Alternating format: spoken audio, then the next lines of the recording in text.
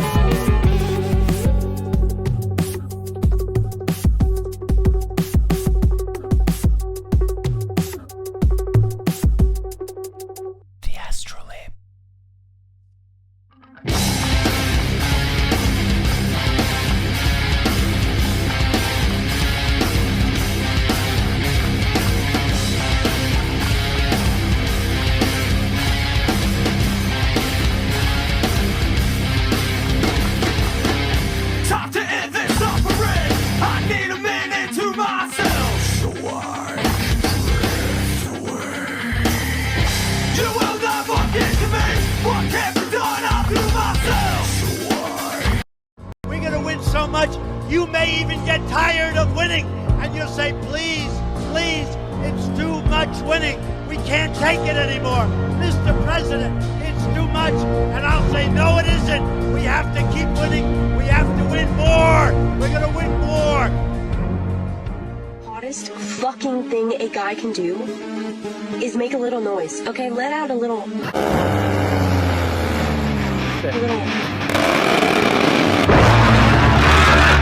Hold on, clear it up.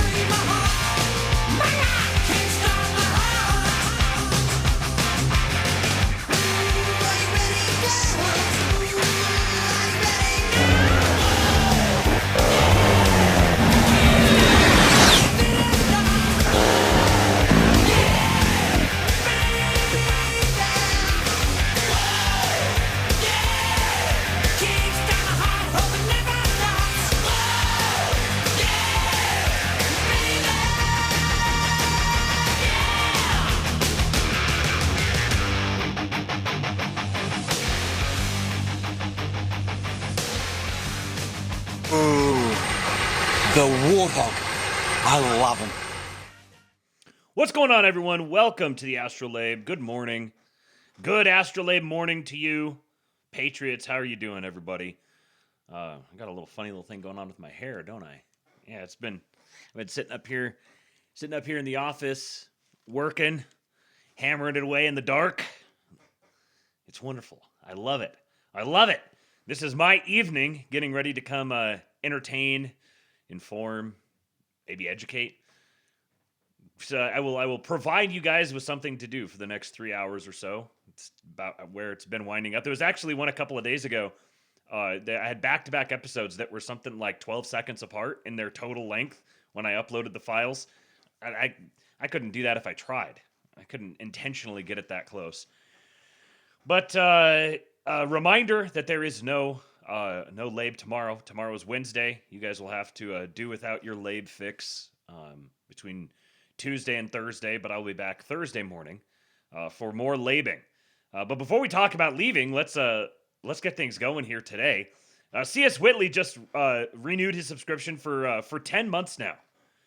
Thank you, Patriot. You are one of the esteemed early adopters of the Lab on Kick. Also, Moist Deer has followed the channel. We've got some very interesting names that are showing up here. Moist Deer. Georgie Castriotti resubscribed. Living Dead has resubscribed. And then, thank you, Pale Morning Dude, for the kicks. I do believe that I got the whole tip link thing resolved. I had to reinitiate the connection with Streamlabs, but these came in yesterday afternoon. The white man is back, baby! Opa Hut. The white man is back! Love the content selection. Thank you, sir. I'm glad the content selection is doing it for you. I mean, I assume that's a sir. Odds are very good that it's a sir if it's someone who is following and commenting on the Lab. Although we do love our MAGA moms out there. I wonder if there's any like Welcome to young the Gulag. single. If you survive, you earn your freedom. Bobby Ballbags with the 5 gifted subs. Thank you, sir. I appreciate you. Thank you for supporting the cause here. Penota's boyfriend. That's an interesting name. Bosky Boss. Ozman Kitty. Get 1986 and Smid 429. Very interesting names. Thank you, Bobby. You have found your way onto the nice list that Mrs. Kingpilled is keeping track of in the chat. I wonder if there's any like younger single women who are. It seems like the audience is either there's a number of boomer women, and then there are a bunch of moms. Like it's really like moms in general. MAGA moms are the female contingent here. I wonder if there are any non. They're not moms, but they're MAGA and they listen to the Lab. I'd imagine that's got to be like the smallest segment of the population possible. Carrot, when did you get a chance to check out the digital art piece I sent you? Not yet. Thank you for reminding me. I need to go check through my email. That was one of the things I didn't get to this morning. So appreciate the reminder. So thank you to Opa Huts for the 50 smackers yesterday, and then another one came in. Oh, I better make the alert box work again. Another one came in from Nematode. Morning Lullaby is a hate crime on West Coast patriots. I am so sorry, Nematode. I'm so sorry to the West Coast patriots. I apologize. You guys have been living fine with the evening labs for the last several months, and I had to do it. It's a worthy sacrifice. We appreciate your sacrifice for the cause. But the good news, the positive framing on it, I guess, is that the replay gang just gained a bunch of new patriots. All right. Anyway, so tips.kingpill.com. Please do remember to tip your streamer so that I can keep showing up and doing this for you guys. Very much appreciate all of the support. Mrs. Kingpill is keeping track of the nice list in the chat. And if you're watching somewhere else, if you're watching on Rumble, we got some Rumble Patriots who show up over there. Numbers have been ticking up over there. I've actually, I think I get more views on Rumble than I do on YouTube at this point. So something's going to happen with the YouTube channel soon. I haven't completely decided what I'm going to do with it yet. But if you are watching on one of the other platforms, I invite you to embrace the life of the true patriot and come over to kick.com, or you can just download the Kick app. It's not too bad. It's sometimes it could be a little wonky, but that's where the bulk of the Labians congregate. C.S. Whitley says morning lab is a service to the Southeastern Patriots. Yeah, I got to give the East Coast guys a little bit of love. So you guys will get some fun here for a little while. It'd be really nice if I could make like the middle of the day work, but there just basically is no way to make that happen. So someone's going to end up sacrificing. I apologize. So what are we talking about today? Trump's best presser ever. How many of you guys have seen at least clips from the presser yesterday? It was an all-timer. I stayed up too late. I needed to go to bed, but I was sitting here listening to the presser, and it just kept going, and it was just so good. He was in the finest form of all time. And apparently this morning, there's been strikes on Carg Island, and Trump is tweeting about the destruction of an ancient civilization, and so I can only imagine what sort of meltdowns are happening on the timeline. Fortunately for me, I'm not going to have to experience those really until this evening, because I'm going to do the lab here, not pay attention to the timeline. Then I am going to go to bed and sleep and not pay attention to the timeline. And then I'll wake up in the evening and I'll check things out just in time to not do a show tomorrow. Wit says Venmo sent. You guys also can send tips via Venmo or Cash App. Just look for at Kingpilled on both of those. I can't make the automation play. I can't play the little alert for you, but I can express my deep gratitude, and I'll add it to the tip goal here when I get a chance. Wit sent over 1488. He said, "Did we steal the fucking uranium?" You know, that would be a very interesting thing. I kind of imagine that we didn't. I kind of think if that was the goal, I do think it's possible that was an operation that was happening, that was attempted at least, but I kind of don't think that it would have actually been successful. I feel like if it had been successful, that might have changed the complexion of how things were going to go today. But we'll see. We'll see how things happen today. I realized I thought I was all clever and original when I first thought of it, and then yesterday the one of the Iranian foreign minister or one of the Iranian accounts tweeted out specifically suggesting that, and I was like, oh no, did I spread a little bit of Iranian foreign state propaganda? Oops. And lots of other people have speculated it as well. So I guess we'll see. I will give you gave me the 1488. So how about this? There we go. We'll get our Erica. What's up, Willing Always?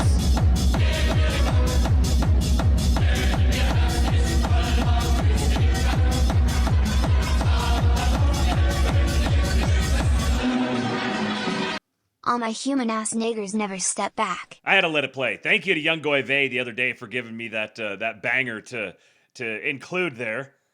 I'm a human nigger going hard as fuck. There you go.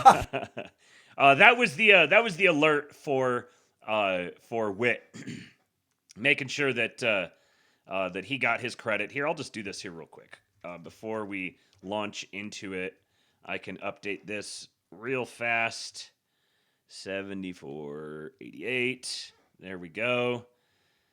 And I'm hoping to have something that's a little more, I don't know, a little better than this. This feels like I'm living in an analog age. So hoping to have something a little more streamlined than this soon. But Meet Scott, what's up, buddy? Good to see you, man. I remember who you are. I've connected the username to the face, and Meet Scott is a man that I have pressed the flesh with. IRL. He says, thanks for switching to mornings. You're welcome, sir. It's good to see you. Okay, so what else do we got? We got Trump's best presser ever. I've got just a shout out to Eric Doherty for just clipping out all of the clips in real time. I'm just gonna I just queued them all up and we're gonna go through them because there's so many of them. They're so good. Some of them are funny. Some of them are interesting, talking about the rescue and telling the story about it. So we're gonna go through a bunch of those. We'll do that on the sort of the back half of the show. Before that, we've got Virginia has a new fuckboy Senate candidate. What could this mean? A fuckboy Senate candidate for Virginia? He made some waves with a video that he made a couple of days ago, and I started digging into him, and there's a very interesting thing that's happening there, and that'll kind of tie into this other story that dropped a couple of days ago that's actually kind of significant. It's New York Times flips on ActBlue. The New York Times published a big expose on ActBlue,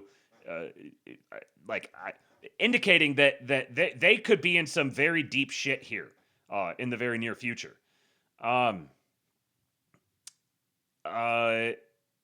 First Citizen, thank you, man. He sent $5 over, and it did not trigger the automation because this is the whole little finicky deal with it right now. If you have a space in the name that you put in there, then if you have any character other than something alphanumeric in the name field, then it will break the automation. And also, if the message is 250 characters or longer, then it'll break the automation, so it won't play through. But he said it's Honker Tuesday. HH fellow employ him. Yeah, you guys are the employ him now, the employee goyim. Oh, thank you, man. I appreciate you sending the tip. Logan says, are you getting up early or staying up all night? I'm staying up all night. Basically, just take a normal person schedule and just flip it. Just go 12 hours off. So every AM becomes PM, every PM becomes AM. So I'll be going to sleep as soon as about noon or so, and sleeping until 7 or so, and then working through the night. And this schedule is very nice. I'm enjoying it very much so far. It's been very productive. Okay, so yeah, we will discuss all of these things. Actually, just realized that another one came through, and I have no idea why it didn't work. Why the hell are these things not working? Mathers with the $20. I appreciate you, sir. Good to see you. I haven't seen you around as much lately. Hope everything is going well. For whatever reason, let me check my little automation doodad here and see why it's kicking out these tips. Well, now it's just not going to load. Very, very irritating. If this will load, then I'm going to try. I might have a little hack. The thing that worked earlier. Let me try this, because this is loading right now. Let me see if that comes through.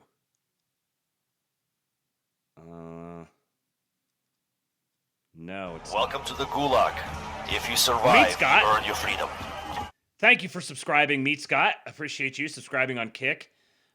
So for whatever reason, the workflow just is not working. I fixed it. I thought I fixed it earlier, but now it's giving the resource owner or authorization server denied the request. So this was an issue with Streamlabs. I had to go disconnect and reconnect the Streamlabs. But then I thought it was working after that. I tested it and it was working. All seemed well. Apparently it's not. So let me know and I will do my best to, I will reward you with soundboard drops. How about that? That's yeah, let me know when you send a tip through, and I'll just check periodically and make sure, and then do my best to try to keep we're at 94.88 right now. So periodically I'll try to update that manually. I made some progress on getting the thing fixed, but everything just takes so much longer than I want it to. Yeah, anyways. Let us get rocking and rolling before anything else breaks here. First one here. There is some fantastic soundboard potential in this. Why is Unk crashing out on the Jews? I can't really set this one up. I'm just gonna play it. Look at these motherfuckers. All of these motherfuckers got it fucked up. Take up all the parking spaces, everything. Park like dickheads, got their own parking area, everything, nigga. Fuck out of here. Niggas on food stamps more than me. I don't even get food stamps, nigga. All y'all niggas got food stamps, nigga. Y'all know how to sign up yet? They teaching y'all that in school? You can grab your nuts, you a kid, I ain't gonna do that. You're rude. Y'all just seen this little fucking guy do that, right? Little fucking fat ass Jew guy. You gotta have a big ass gut, little guy. Show some respect.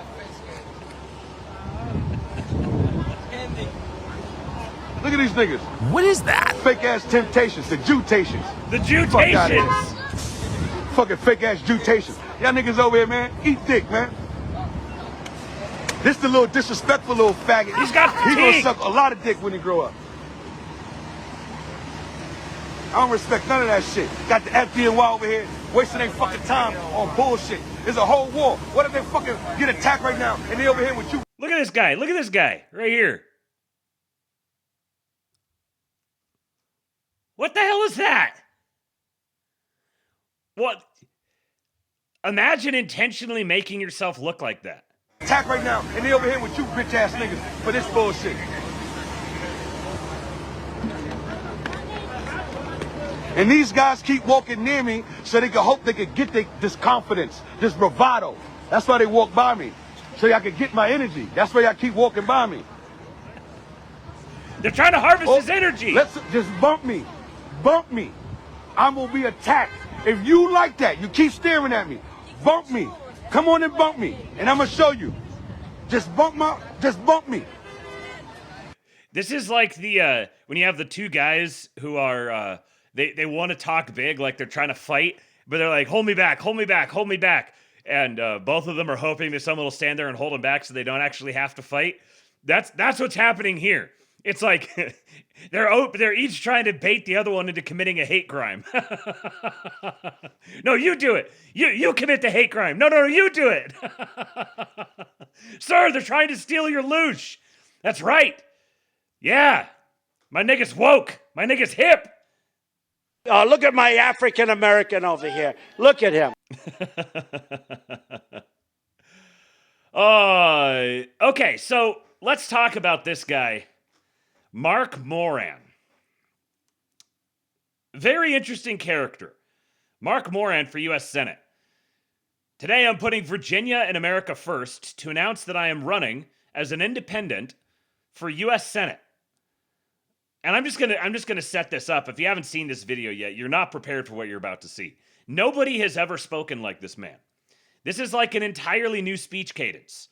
And his arms aren't emphasizing what he's saying. They're just moving with no rhyme or reason. This is literally like how an alien would speak and act, trying to blend in. Did any of you guys actually see this video? It was like a day or two ago that it was really kicking off and going viral. It made it out into normie Twitter, and they're like, what the hell is, what's happening here? He's got something like 8 million views. This is Mark Moran. 250 years ago, right here, at St. John's Church in Richmond, Virginia, Patrick Henry said, "Give me liberty or give me death." My name is Mark Moran. The hand. He said, "Give me liberty or give me death."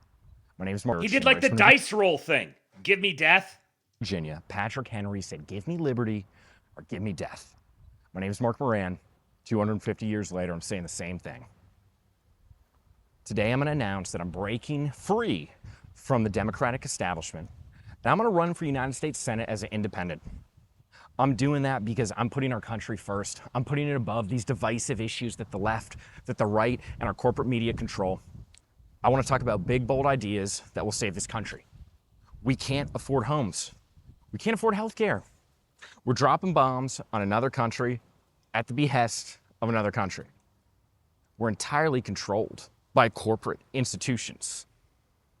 We make it so that when we take out a 30-year mortgage to buy a house, over 50% of what we pay over that 30 years, it goes to the bank.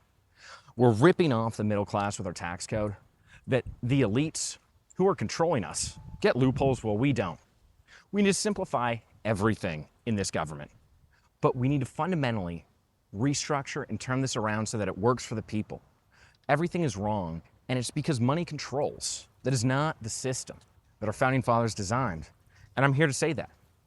I'm running as an independent because this message is about much more than me. It's about the idea of America. We're 250 years in. We have to have big, bold, beautiful ideas to change things. And it's up to us. Big, bold, beautiful ideas. To not fall into the trap that Washington warned about, of being divided by political parties. It's time for us to unite, to realize we can close our borders, we can earn our citizenship and the right to vote, and that we can do this together. And we can put America first, we can put the Commonwealth of Virginia first, but it's up to us to take it back. Yeah. Okay, hell yeah. Like that.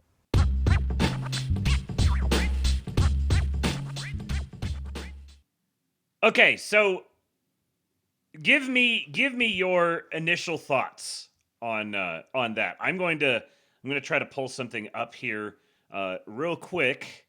But give me your initial takeaways from him. Did any of you guys actually, had you seen him before?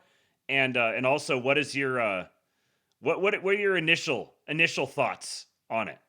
While you guys are doing that, let me do this here, because Chud Delivery Guy says that he wants to be on the he wants to be on the nice list. So, oh, fuck off, Apple Music. Go away. I made the mistake of removing this from the soundboard, so I've got to do this the hard way. Open with, I'll just do VLC. Chud Delivery Guy has sent in $20, and he has a request. So I am going to try to deliver this request. No, I don't want to update. Could you guys hear that? Did that come through at all? I don't think it will because I'm not sharing the screen. But he said, Chud Delivery Guy said, can we hear the original non-techno Erica? And sir, you can. Oh no, it's not going to work. Ugh! Hold on.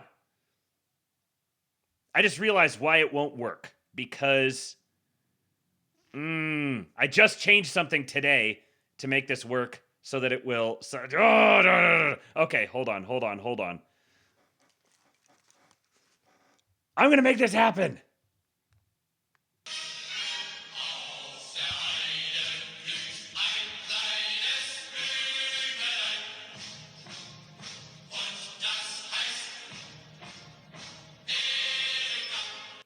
There you go. Hopefully that actually worked.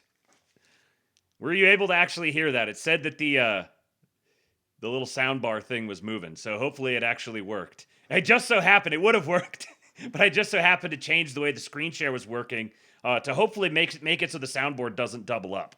Some people have told me that they could hear the soundboard doubling up, so I'm now not sharing the display window, I'm just sharing the actual browser itself. So I just had to crank the mic on my headphones and put my headphones up to the mic to make that work. Thank you, Chud Delivery Guy. Can someone please, Amy, maybe you can do this for me? Keep track of the current goal. It should be at 99.88 right now. 99 to 88. And I'll go update it as soon as I can. But just someone write that down for me, and then I'll add more to it if I need to before I get the chance to write things down. So only $20 to derail the entire stream. Yeah, right. So Mr. Stu says he's potentially just a fishback with charisma. Hope it's not the case. Okay, fishback. Definitely like immediate meme candidate vibes. Definitely. Big time. Bahabi that Blast says that guy seems like a Gen Xer's take on a Zoomer political candidate. Okay. Caredwin says that guy is a bad first attempt of creating a working version of MAGA without Trump. Yep. Not convinced that's not an AI candidate. Yeah. The Holly hand of the left. Yeah. Okay, so this guy is a very interesting character. So I saw that video going around and people were reacting to it. And my first take on it was, oh, this guy's just like totally out of touch and is like trying to pretend to be a human being, kind of. But then I was like, I wonder which party he's associating himself with. And he's not associating himself with a party at all. He is explicitly running as an independent, a third party. I'm like, oh, okay, I've seen this game before. Oh yeah, both parties, right? Yeah, no, it's all one big uniparty, and I'm the outsider who's gonna come run again. Okay, yeah, like but I want to see what these sorts of characters are, how they're forming their platforms together, because the whole platform can be like gay and retarded or whatever, but their signal in, if you assume that there's some kind of interests behind him, funding him, pushing him, coordinating with him, whatever, they're trying to push particular messages. Maybe there's like a specific policy thing that they want him to be try to put him up as like a wedge. The guy he's running against is Mark Warner, which is very interesting. Mark Warner is one of the most powerful Democrats in Congress, and he's running against him. So I was like, let me go get a feel for this guy. Let me go see what he's about. What's his social media game about? And since I only watched the first like 20 seconds or so of the video and kind of got the gist for it, and I hadn't sat and watched the whole thing, I had this is a fake person trying to pretend to be human. But after reading through his social media a little bit and then going back and watching the whole video, I just want to point one thing out real quick. Right at the end of the video, he does this whole kind of like really awkward gesturing, and he's like walking toward the camera, and then at the very end of the video, to us to take it back. Yeah. Okay. Hell yeah. Okay, so he includes that. That's done intentionally. Including that, like breaking the fourth wall kind of. By including that in there, and when I saw that he'd included that, I was like, this was done intentionally.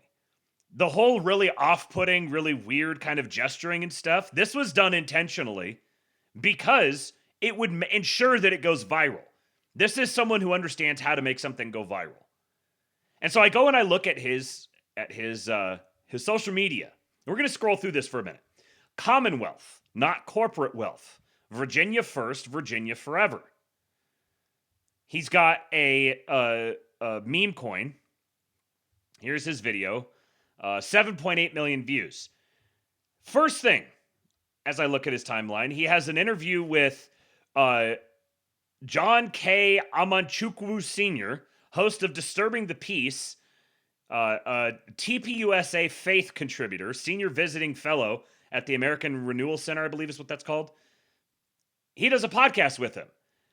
And this is the clip he pulls out. He says, great time with him, talking all topics and giving my thoughts on the marketing term Judeo-Christian. Going back to one thing you said, that America was founded on Judeo-Christian principles. Well, that's something that I don't believe. That I believe this concept of Judeo-Christianity is almost a branding that has come about over the past 40 years, really since 1948. But it's one that if we can say that this country was founded upon Christian principles, well, in the writings of Jefferson would show that really he was putting Jewish and Muslim principles in the same bucket of making sure that this country was designed without a set religion so they could be protected, not with Judeo-Christianity in mind. So I would significantly push back that the founding fathers had a Judeo-Christian perspective and say that it was only Christian perspective. We can argue on semantics of Judeo and Christian, but it. So he's saying the Judeo-Christian thing is bullshit, that the founders founded it as explicitly a Christian nation. So I'm like, okay. So we've got another one of these meme candidates, and he's coming out. He's doing the meme thing about the Jews. He's coming out. He's edgy on Israel. He's tackling the Judeo-Christian thing. The Only True Hind says, I thought he was about to be based and then hard turn. Well, hold on. We're going to go through his platform because there is some very interesting things that he's putting forth and the angle that he's taking on this and the background that he comes from. This is a very interesting meme candidate character. He is, okay, here we go. On Disturbing the Peace, Mark Moran leaves the Democrat Party to become an independent. So he's a former Democrat.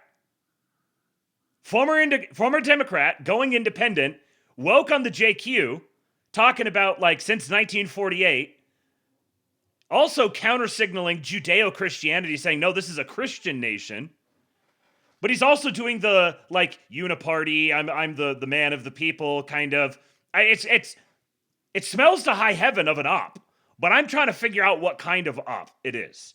Because there's also this thing that I haven't seen enough people talk about, that the Democrats are moving in a you're starting to see signs of them realizing we can't do the infinity genders and all the race mixing and all this. It's not viable from a political party, a national political party level anymore.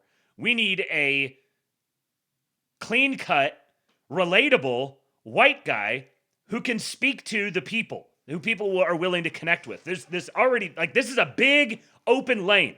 The GOP falls all over themselves to not step through this massive open door of just run normal white guys. Run a normal young white guy. The GOP won't step through it. The Democrats absolutely could. So my radar's been up looking for these types of guys who come out signaling very hard to the MAGA base. And yet they're actually a deep Democrat regime up. So that's where my mind is at with this guy as I'm looking through. Okay, he's retweeting Ann Coulter talking about Israeli genocide. All right, I'm seeing a theme here. Then there's a video here from Mark Warner. We're more than 1 month into the president's war of choice with Iran, and instead of presenting a clear plan of action to the American people, Trump spent Easter spewing swears and threatening war crimes. He says, I counted 14 cuts in a 27-second video. Dems think they can pull another Biden and that his decline won't come out before November. So he's going hard in the paint against a ranking. What is he? He's the vice chairman of the Senate Intel Committee, a ranking senior Democrat.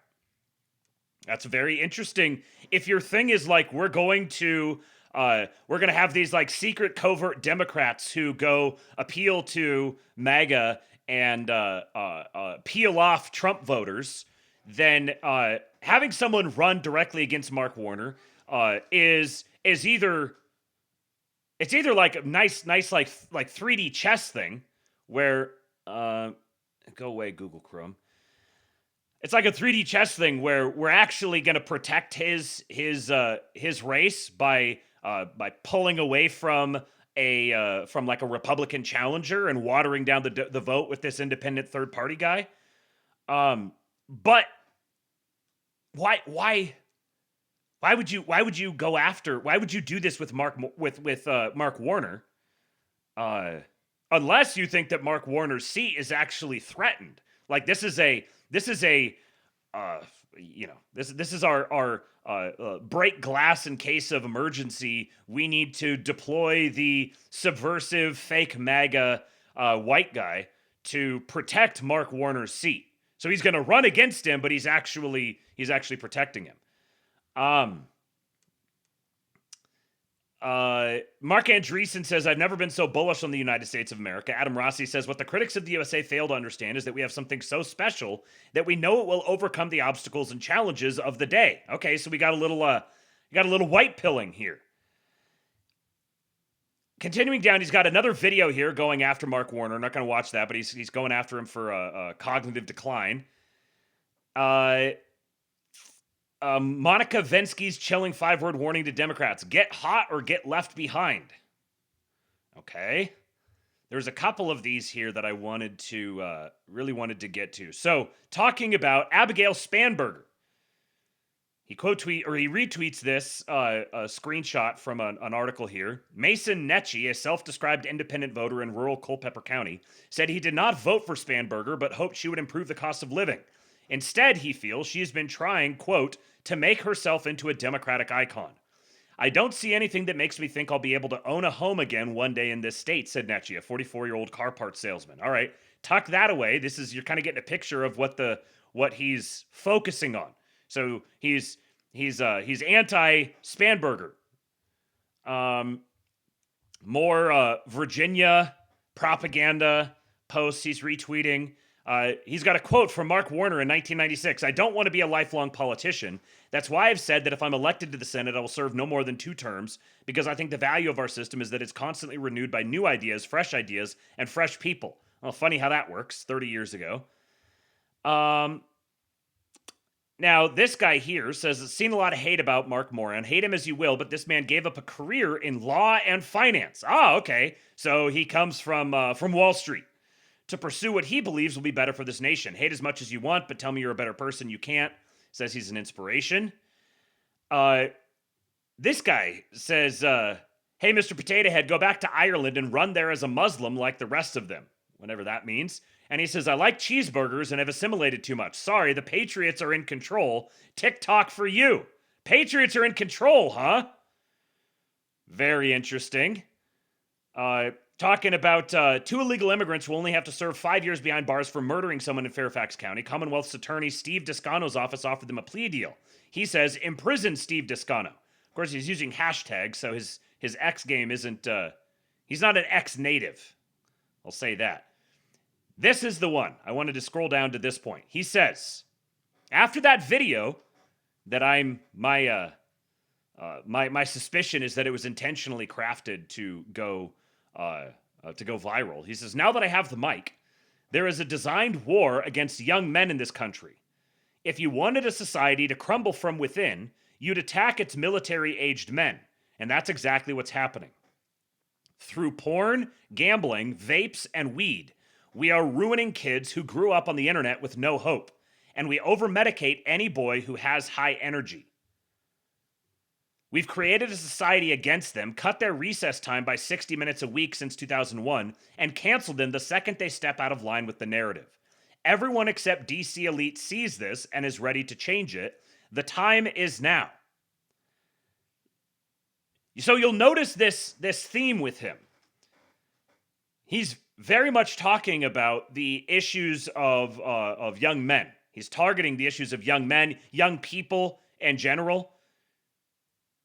His messaging is generally speaking, on his social media and stuff, from what I've seen, is very on point. Well, what's his background? Let's look at his background. Meet the Wall Street meme lord and former reality TV star who's now running for Congress. This was written February 11, 2026 in Business Insider. Over the last half decade, perhaps no one has personified the archetype of a finance bro more than Mark Moran. His cufflinks pop out of tailored suits. He posts on X about his preferred loafers. In 2024, he told Business Insider about his love for Zen. Now he's leaving it all behind, or rather, he's bringing it all to the world of politics. Moran is launching a bid for Senate in Virginia, running as a Democrat against incumbent Mark Warner. He'll try to build off the online popularity he's generated in recent years as a Wall Street culture personality. So, as of February, he was running as a Democrat, but something has changed, and he is no longer running as a Democrat. He's running as an independent. Okay. After stints at investment banking like Lazard and Centerview Partners, Moran first gained notoriety after being selected as a contestant on HBO's Fuckboy Island reality dating show in 2021.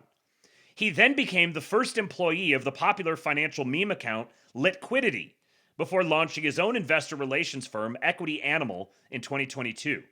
Despite being a prominent face for millennials in finance, the 33-year-old said his experience is fueling his move away from the industry and into politics. 33-year-old, huh? Where are my Illuminati bros at? He ended up leaving his first two jobs because of moral issues he had with some of the deals he worked on. Now, Moran, who calls himself a populist, is running on a platform that, in many ways, is a rebellion against his old line of work. I'm like, wait, these people are the quote-unquote titans of the universe? He told Business Insider, reflecting on his first impressions of working on Wall Street. One of his proposals is to ban corporations from owning single-family homes, similar to an executive order President Donald Trump recently signed to curb home ownership by institutional investors. Another proposal is to reform campaign finance laws to keep Wall Street and corporate money out of politics.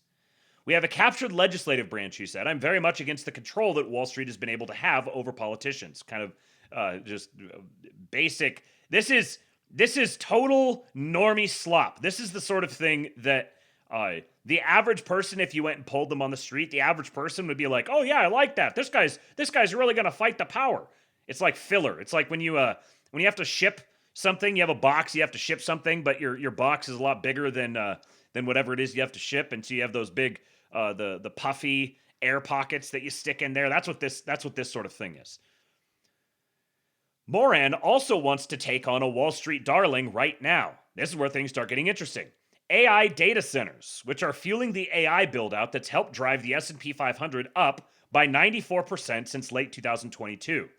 He's proposing a tax on data centers that would fund community colleges. Someone is going to come in, pay for the campaign of a Republican who's quote-unquote business-friendly, and they're going to give designation as critical infrastructure to win our war of AI against China, which I want to happen, but the people are not going to get anything in return, Moran said. If we were to put a compute tax on the data centers over the next 10 years, that could be $100 billion, if not more, he continued. That would be enough to entirely change the community college system to make it so that we could have universal community college. So, a compute tax on data centers to fund universal community college. Okay. Here's his website. Okay. Commonwealth. Isn't that interesting? Commonwealth. And he says, Commonwealth, a reclamation of the Republic. Mark Moran for U.S. Senate, Virginia 2026. Virginia wrote the rules of self-governance. Mason wrote the Declaration of Rights. Jefferson wrote the Declaration of Independence. Madison wrote the Constitution. The revolutionary thought that built this republic came from this Commonwealth. Amazon built its empire on Virginia's land, power, and fiber. The bill to Virginia, zero. Virginia's senators did nothing. That ends with this seat. Sign up for his mailing list. Mark Moran is a Virginia native. He holds a joint JD MBA from the University of Virginia School of Law in Darden. He spent a decade on Wall Street advising more than $75 billion in healthcare mergers and acquisitions. He knows how the extraction works because he was trained to execute it. In 2019, working on the acquisition of a nonprofit health insurer at 3 a.m., he changed one cell in a spreadsheet and realized he was deciding whether poor patients in Chicago would get dialysis. He closed his laptop. He made a promise. Total bullshit, but it's actually a very compelling origin story. When you're producing this out to like mass people, it really sticks with you. He changed one cell in a spreadsheet and realized this small action of changing the cell in the spreadsheet is actually deciding whether poor patients in Chicago get dialysis. Leave aside whether it's true or whatever, the merits of it, whatever. Just as in terms of narrative and persuasion, works very well. He's running as an independent because the two parties built the system together and neither one is going to dismantle it. Mason and Jefferson did not write these documents for posterity. They wrote them as instructions. Virginia is where the reclamation begins because Virginia is where the argument was first made. The Commonwealth Plan is the case he has been building since that night in 2019. This Senate seat is where he intends to use it. So he says, why independent? One independent senator in a 50-50 Senate is the most powerful person in Washington.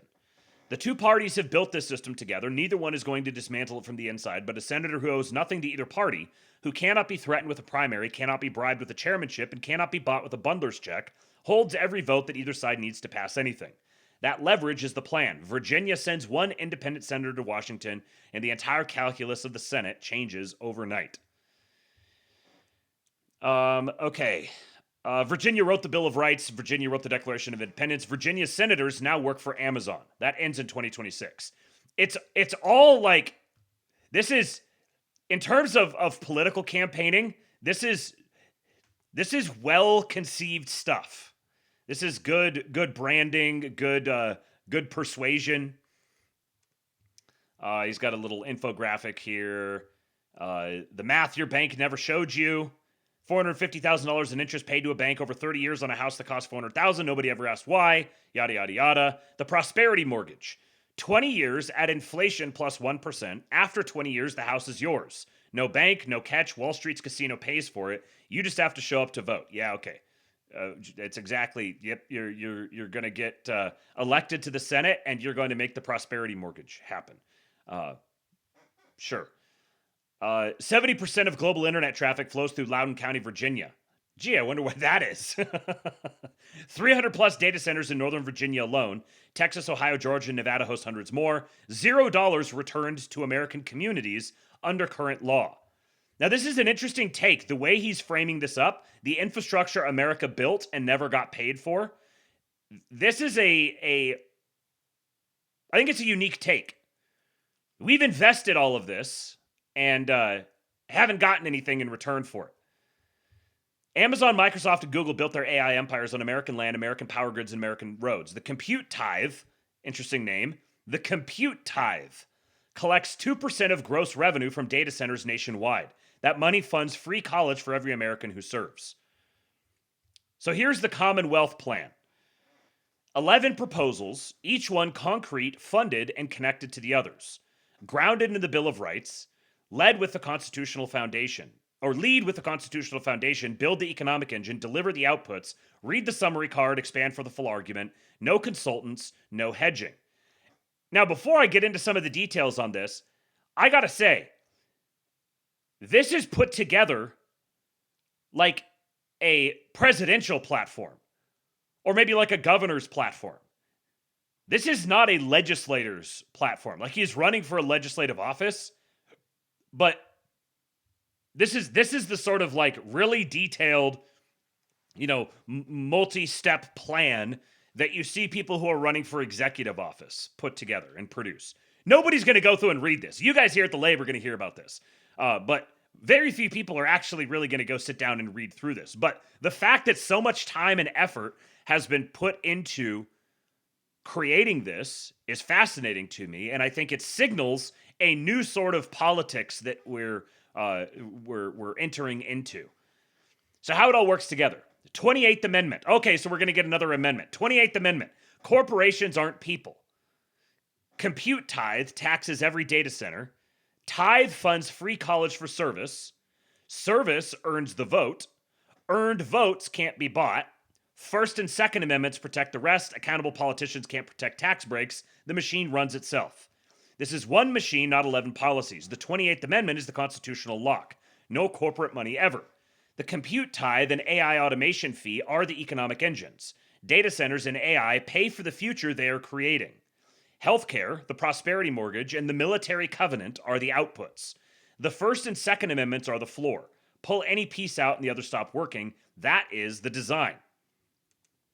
The Republic was stolen. We are taking it back. This is not a political campaign. It's a proxy fight. The shareholders, the American people, are voting to replace a board that's been looting the company for 80 plus years. The United States is not functioning as a republic. It's functioning as a publicly traded corporation being systematically asset stripped by the people elected to protect it. $39 trillion in debt, $1 trillion a year in interest, more than the entire defense budget. Not for long. The board is not fixing this. The board created it. Mark Warner is the CEO of a failing company. Congress is the captured board of directors. This campaign is the activist investor proxy fight. You are the shareholders. November is the vote. So, part one, the core pillar, get money out of politics, the 28th Amendment. Citizens United handed the Republic to the donor class. The 28th Amendment takes it back permanently, not by statute the next Congress can reverse, by constitutional text no court can reinterpret. We're going to add an amendment using Congress, and then Congress cannot reverse it, even though Congress is the one that added it, and Congress can Anyways. A federal public campaign fund gives every candidate a fully funded public option. No more begging wealthy donors, no more selling your soul before you have cast a single vote. Keep this in mind for after we finish talking about this and we talk about the ActBlue thing. Corporate powers reset. Any publicly traded company is banned from making political contributions, funding super PACs, or employing federal lobbyists. The spending clause gives Congress the authority. We will use it. The 28th Amendment, here's the text. The rights enumerated in this Constitution are the rights of natural persons only. Corporations shall have no rights under this Constitution. The expenditure of money shall not constitute protected speech. End quote. The doctrine that corporations have constitutional rights came from a headnote written by a railroad lawyer in 1886, not from a judge, not from the Constitution. Citizens United built on that headnote in 2010. The 28th Amendment corrects a 140-year mistake. 38 states must ratify the 28th Amendment. We've done 27. We can do one more. And then there's a expanded, you can read the full plan. He's got more detail. Tax the data centers, fund the future. Education is the only thing that uplifts a society. The machines replacing your job should pay to educate the person who held it. I almost said the machines replacing your job should pay to execute the person who held it. The compute tithe is how we make that happen, and Virginia is ground zero. So the compute tithe is a 2% federal fee on gross revenue from data center operations across the U.S. Not on profit, on revenue. You cannot offshore revenue from a building physically sitting on American soil. Northern Virginia alone hosts over 300 data centers, drawing more than 3,000 megawatts of power. Every dollar of the compute tithe flows into the National Education Sovereignty Fund, free public college for every American who completes national service. The machines that replaced your job pay to educate your kid. Now, that's a very interesting element in here. So it's not just free public college for anyone. It's free public college for every American who completes national service. Okay. Sounding a little nationally socialist, perhaps. The AI automation fee runs in parallel. Any company that replaces a human worker with an AI system pays the equivalent of the 12.4% payroll tax that worker would have generated. The tech industry extracting value from the American workforce funds the workforce that comes next. Interesting. Okay. I've heard lots of these like, oh, we're just going to put this tax in here and that's going to fund this thing, and it never ends up working that way. But directionally, kind of an interesting thing. Serve 2 years, get free college for life. 2 years of national service, free public college for life. The tech giants replacing your job pay for it. This is not a requirement. It is the best deal in American history. Serve 2 years. Military, Peace Corps, AmeriCorps, teaching in under-resourced schools or other qualifying public service, and attend any public college or university in America for free, fully funded by the compute tithe and the AI automation fee.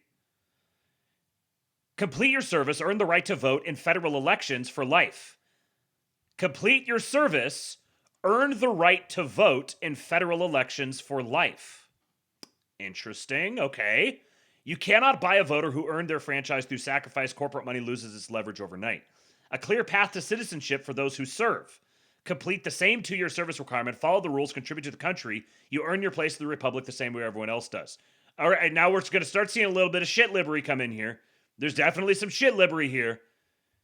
Clear path to citizenship for those who serve for 2 years. So people who are born here and people who are not born here are subjected to the same requirement, and that requirement includes teaching in under-resourced schools. Yeah, we're gonna have to kind of work around the edges here on this policy, but I like where your mind's at by and large.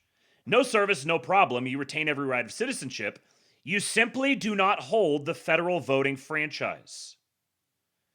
That is not punishment. It is a distinction. The Republic rewards those who show up. Little AI accent in here. Very interesting. Okay. The hedge fund manager who never left Manhattan and the woman who lost her legs in Fallujah should not have the same vote. One earned it, one inherited it. This plan fixes that not by taking anything away, but by making the earned franchise worth something again. See, this is what I mean. Like, I start digging into this guy's stuff, and I'm like, all right, this is not just, this is not run-of-the-mill, like, libertarian or progressive. Like, it's got a lot of the progressive stuff in it. We're going to get to that here in just a minute when he talks about ICE. That's where the shit libbery just absolutely comes pouring out. But this proposition, a former Democrat running as an independent, saying serve 2 years in order to get federal voting rights for life. Otherwise, you don't get it. This is a new sort of suggestion. The prosperity mortgage ends student debt. The Third Amendment says the government cannot quarter soldiers in your home. The 30-year mortgage quarters a bank in your home for 3 decades. Same principle, different uniform. That's a creative framing. The government cannot quarter soldiers in your home. The 30-year mortgage quarters a bank in your home for 3 decades. I all right, we could play with that. Talks about all the extra interest that you have to pay. The prosperity mortgage, government-backed, 20 years, pegged to inflation plus 1%. After 20 years, you own your home free and clear. No payment, pure equity, 0 capital gains tax when you sell. Student debt, you pay 10% of your pre-tax income for 10 years. Whatever remains is forgiven.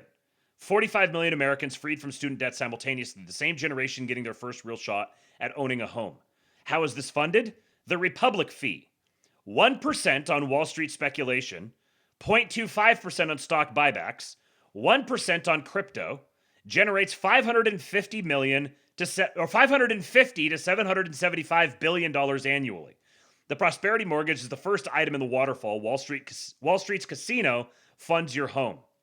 Vote in federal primary and general elections, and your mortgage rate is cut in half, saving your family over $30,000. The government rewards citizens who show up. So, like, so many of these individual policies, I could just poke all sorts of holes in them. There's all sorts of reasons why they wouldn't work, why they would have terrible negative externalities. But what stands out to me is that this is starting a new conversation. I have yet in my lifetime to see a political candidate proposing policies in a very nationally socialist sort of a direction. That's what a lot of this is. Healthcare is an innate right, not a stock ticker. You have an innate right to your health. It does not come from Congress. It does not come from your employer. It is yours. The system that turns your illness into a profit center is the violation, not the solution. So you see, there's total like Bernie Sanders AOC stuff in here, but then there's also things like service guarantees citizenship and incentivizing. What was the other thing? Just like going after the banks, trying to ensure that that there's some sort of an incentive structure here where the major businesses and institutions are bound in some way. Like, a lot of these problems are pretty difficult to solve. Like, figuring out how to transition from AI to some sort of like UBI kind of a thing, and tying this to voting and all of that. There's going to be all sorts of different proposals that are made. And my mind is open. I'm interested to hear the different proposals that people are putting forth. I can tell you that if you put this whole platform in front of, say, AOC, she would scream and recoil in horror. So it's unique, and that gets my attention. Patients in for-profit hospitals face a 2% higher risk of death than those in non-profit hospitals. This is not a side effect. It's a business model, consolidation, cost-cutting, and financial engineering. Medicare and Medicaid will spend over $20 trillion in the next decade. The rule is simple. If you take taxpayer money, you may not be publicly traded. That money goes to care, not stock buybacks. Wholeheartedly endorse this one. If you take taxpayer money, you can't be publicly traded. Any hospital, insurer, or dental provider accepting federal reimbursement must restructure as a nonprofit within 5 years. Zero interest transition loans provided, no interruption to patient care. Yeah, there's going to have to be a whole lot of I dotting and T crossing on the back end, because that's why I'm not actually like evaluating this for the feasibility of his platform. I'm looking for the threads that he's drawing on as he's putting together this platform. Let's see here. At 3 a.m. in 2019, one number in one spreadsheet decided whether poor patients in Chicago would get dialysis. That number had nothing to do with medicine. It had everything to do with Wall Street. That ends. This is very, very compelling to the majority of Americans, and especially young people. So here's his story on this. You have an innate right to your health. This is not a political position. It's a statement about what it means to be a human being. The right to life, the first right named in the Declaration of Independence, is meaningless if the system designed to preserve that life is engineered to extract money from your illness rather than cure it. Years ago, as a junior investment banker at a boutique healthcare M&A firm in New York, I was tasked with building the financial model for the acquisition of a nonprofit health insurer by a publicly traded managed care company. Around 3 a.m., I changed one number in one cell, the reimbursement rate for end-stage renal disease. I lowered that rate by a fraction of a percent. The model looked better. Then it hit me. That number had nothing to do with medicine. It had everything to do with Wall Street. By changing it, I was deciding whether poor... What's that? Whether poor... I can't zoom in any further. Oh, well. Whether poor black... Oh, there it is. I was deciding whether poor black patients in inner city Chicago would get the dialysis they needed to live. I closed my laptop. I made a promise. I know how they are stripping the assets of this country because I used to build the models. The business model of publicly traded and private equity-owned healthcare is to extract wealth, and it's making us sicker. Patients in private for-profit hospitals face a 2% higher risk of death than those in nonprofit hospitals. We will use the clear established authority of Congress to fix this. The Constitution gives the Congress the power of the purse. The rule is simple. If you take taxpayer money, you may not be publicly traded. Any hospital system, insurer, or dental provider that accepts Medicare, Medicaid, or any federal healthcare reimbursement must be structured as a nonprofit or private patient-first entity. Over the next decade, Medicare and Medicaid are projected to spend over $20 trillion. This policy forces that money to be reinvested in care, staff, and technology instead of being extracted for shareholder profits and stock buybacks, blah, blah, blah. Okay. Dental and vision are not separate, blah, blah, blah, blah, blah. Okay. The First Amendment is under attack. The surveillance state is the weapon. Here you go. Here's where the shit livery goes nuts. Kingless Kingdom says, if it wasn't for other meme candidates, this guy would probably be more compelling to... Never mind, poor black people mentioned. Well, just wait. Just wait for this one. The First Amendment guarantees freedom of speech, press, assembly, and petition. The surveillance state makes all four dangerous. That is not an accident. It is the design. Mass surveillance is the mechanism of speech suppression. You do not need to arrest people for speaking. You only need them to know they are being watched. The chilling effect does the rest. The technology being tested on undocumented immigrants today, facial recognition, license plate readers, social media monitoring, warrantless biometric databases, will be used on citizens tomorrow. It always is. History is unambiguous on this point. ICE has built a domestic mass surveillance infrastructure that operates outside the Fourth Amendment. The enforcement function stays, the surveillance state ends. any program collecting data on American citizens without an Article 3 warrant is terminated. Ban federal facial recognition against American citizens without a warrant. No federal agency, not ICE, not the FBI, not the NSA, may use facial recognition to identify or track Americans without a warrant issued by an Article 3 judge based on probable cause. The internet is the modern public square. Any algorithm making consequential decisions about Americans, hiring, lending, sentencing, insurance, must be registered and audited by a civilian panel. Truth in algorithms is a First Amendment extension into the digital age. I appreciate the spirit behind this, but I'm cynical enough to recognize that that civilian panel is ultimately going to have to be guided by experts, or it's going to be populated by experts, and we're going to wind up exactly where we are already. So, yeah. The Second Amendment is the last line. Virginia knows it. The Second Amendment is not written for hunting. It was written because the founders understood that the passive threat of violence is what keeps government afraid of the people, not the other way around. So you have the suggestion that service guarantees citizenship, that ICE is a domestic mass surveillance infrastructure that's being tested out on undocumented immigrants, and also the Second Amendment is because the passive threat of violence is what keeps government afraid of the people. This is a rather unique political platform. The founder of the Campbell County Militia said it plainly. The passive threat of violence is what intimidates the government. This is why they want it gone. That is why Virginia's legislature has been systematically dismantling it at the state level. The Second Amendment protects a well-regulated militia, meaning an armed citizenry capable of collective defense. Not a standing army, not a police force. The people themselves organized and armed. Virginia sheriffs are constitutionally empowered to refuse any executive order not authorized by an act of Congress. Unconstitutional surveillance mandates, warrantless searches, and federal overreach that violates the Bill of Rights, Virginia sheriffs can and should refuse all of it. Any federal gun registry, red flag law that bypasses due process, or confiscation order without a warrant and a hearing is unconstitutional. We will treat it as such. The Second Amendment is not a suggestion, it is the teeth of the Bill of Rights. Honor veterans, end forever wars. The 20-year pension cliff means only 17% of enlisted ever see $1 in retirement benefits.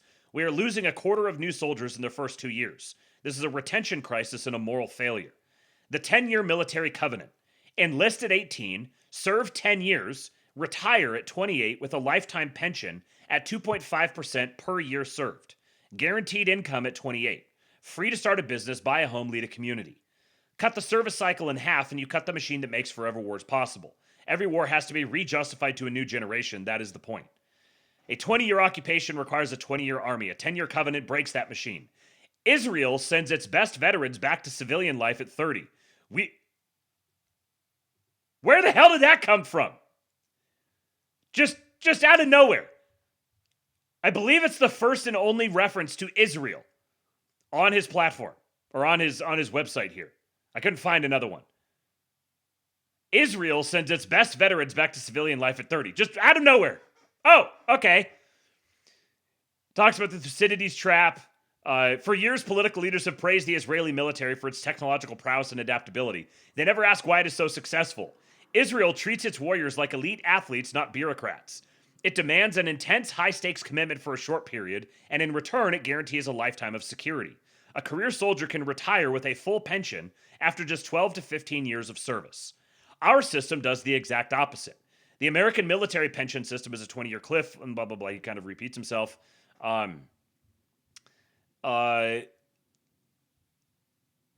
Abolish income tax, abolish property tax, tax consumption. You should not be taxed for working. You should not be taxed for owning your home. You should be taxed for what you spend. That one change restructures who pays and who doesn't. Eliminate the federal income tax entirely. No more punishing people for earning a paycheck. Replace it with a consumption tax. You pay when you spend, not when you work or save. Lots of people have discussed the merits to this, and by and large, I think there's, sure, great, a consumption tax. Eliminate the property tax.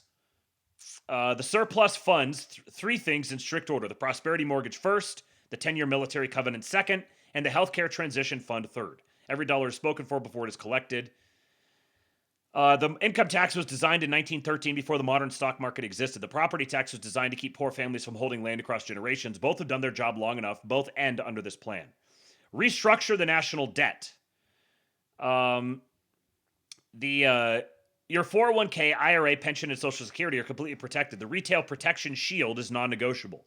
The haircut falls on the Federal Reserve, foreign governments, and institutional bondholders. This is a managed Chapter 11 restructuring. The same process corporations and municipalities use every single day. The Republic applies the same logic to itself that it applies to failing companies. The Republic fee surplus services the restructured debt and funds the transition. This is not a default, it's a negotiated restructuring, the same process corporations and municipalities use. The difference is who holds the pen. For the first time, it will be the American people. Now, here's more. So, like, this is like, this seems like a platform that's tailored toward something along the lines of kind of like millennial vet bro. Millennial, sort of libertarian, but not like maybe grew up in more of kind of a lib household and then became a libertarian, so doesn't have the immediate reflexive resistance to some of the more like the social programs involved in this. But like, you got to leave aside your evaluation of the platform from like your perspective and look at this from the perspective of just the ordinary generic person you run into on the street. If this is what the Democrat Party, if we assume that this guy is like a subversive advance agent for the new iteration of the Democrat Party, if this is the sort of thing that they're going to start fashioning their platform around, the people have not fully reckoned with how drastically American politics is about to change over the next decade or two. So he says, both parties have failed on immigration for 40 years because a broken system is more useful to them than a working one. Republicans run on fear, Democrats run on compassion. Neither has fixed it. We are going to fix it. Ban federal facial recognition and mass biometric collection. No federal agency may use facial recognition technology against American citizens without a warrant. Abolish ICE's surveillance apparatus. The enforcement function stays. The license plate readers, facial recognition systems, and warrantless database access end. The Fourth Amendment has no immigration exception. Close and secure the border, not as a political performance, as a structural requirement. A sovereign nation controls who enters. That is not a debate, that is a definition. Bracero 2.0, a structured federal guest worker program modeled on the original Bracero program, 1942 to 1964, which brought 4.6 million workers into the United States under documented contracted arrangements. It worked, we ended it. The result was not fewer foreign workers, it was the same workers, now undocumented, now exploitable, now a political football. Bracero 2.0 fixes that. Obviously, this is, I don't even need to elaborate on that. Virginia, where the fight starts, the flywheel, how it all works together. Every piece of this plan connects to every other. Pull one thread and the whole thing moves.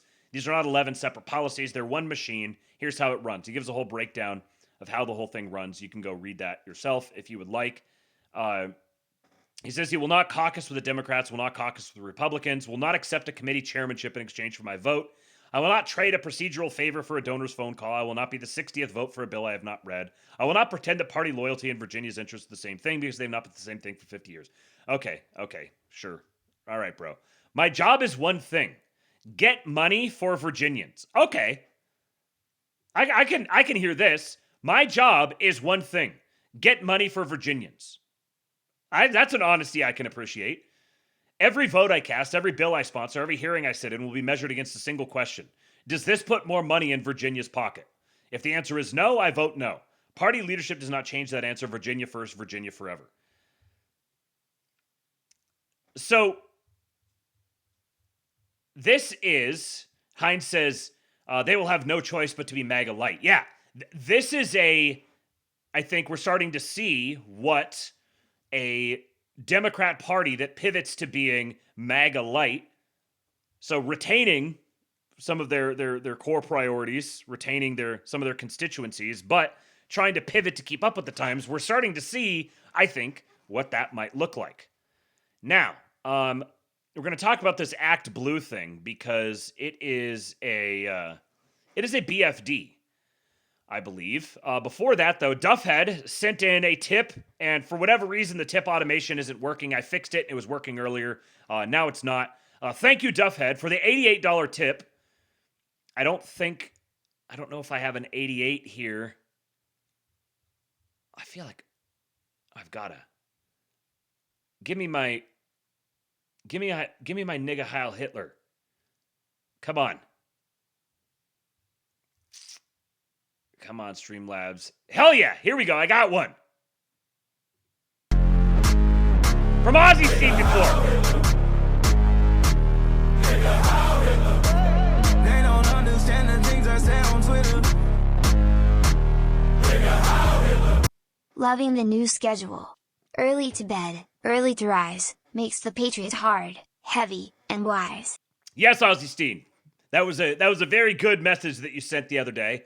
Duffhead said this message is composed of 14 words in support of bringing back morning labes. 14 words. You clever fellow. Thank you, Duffhead. Appreciate you, buddy.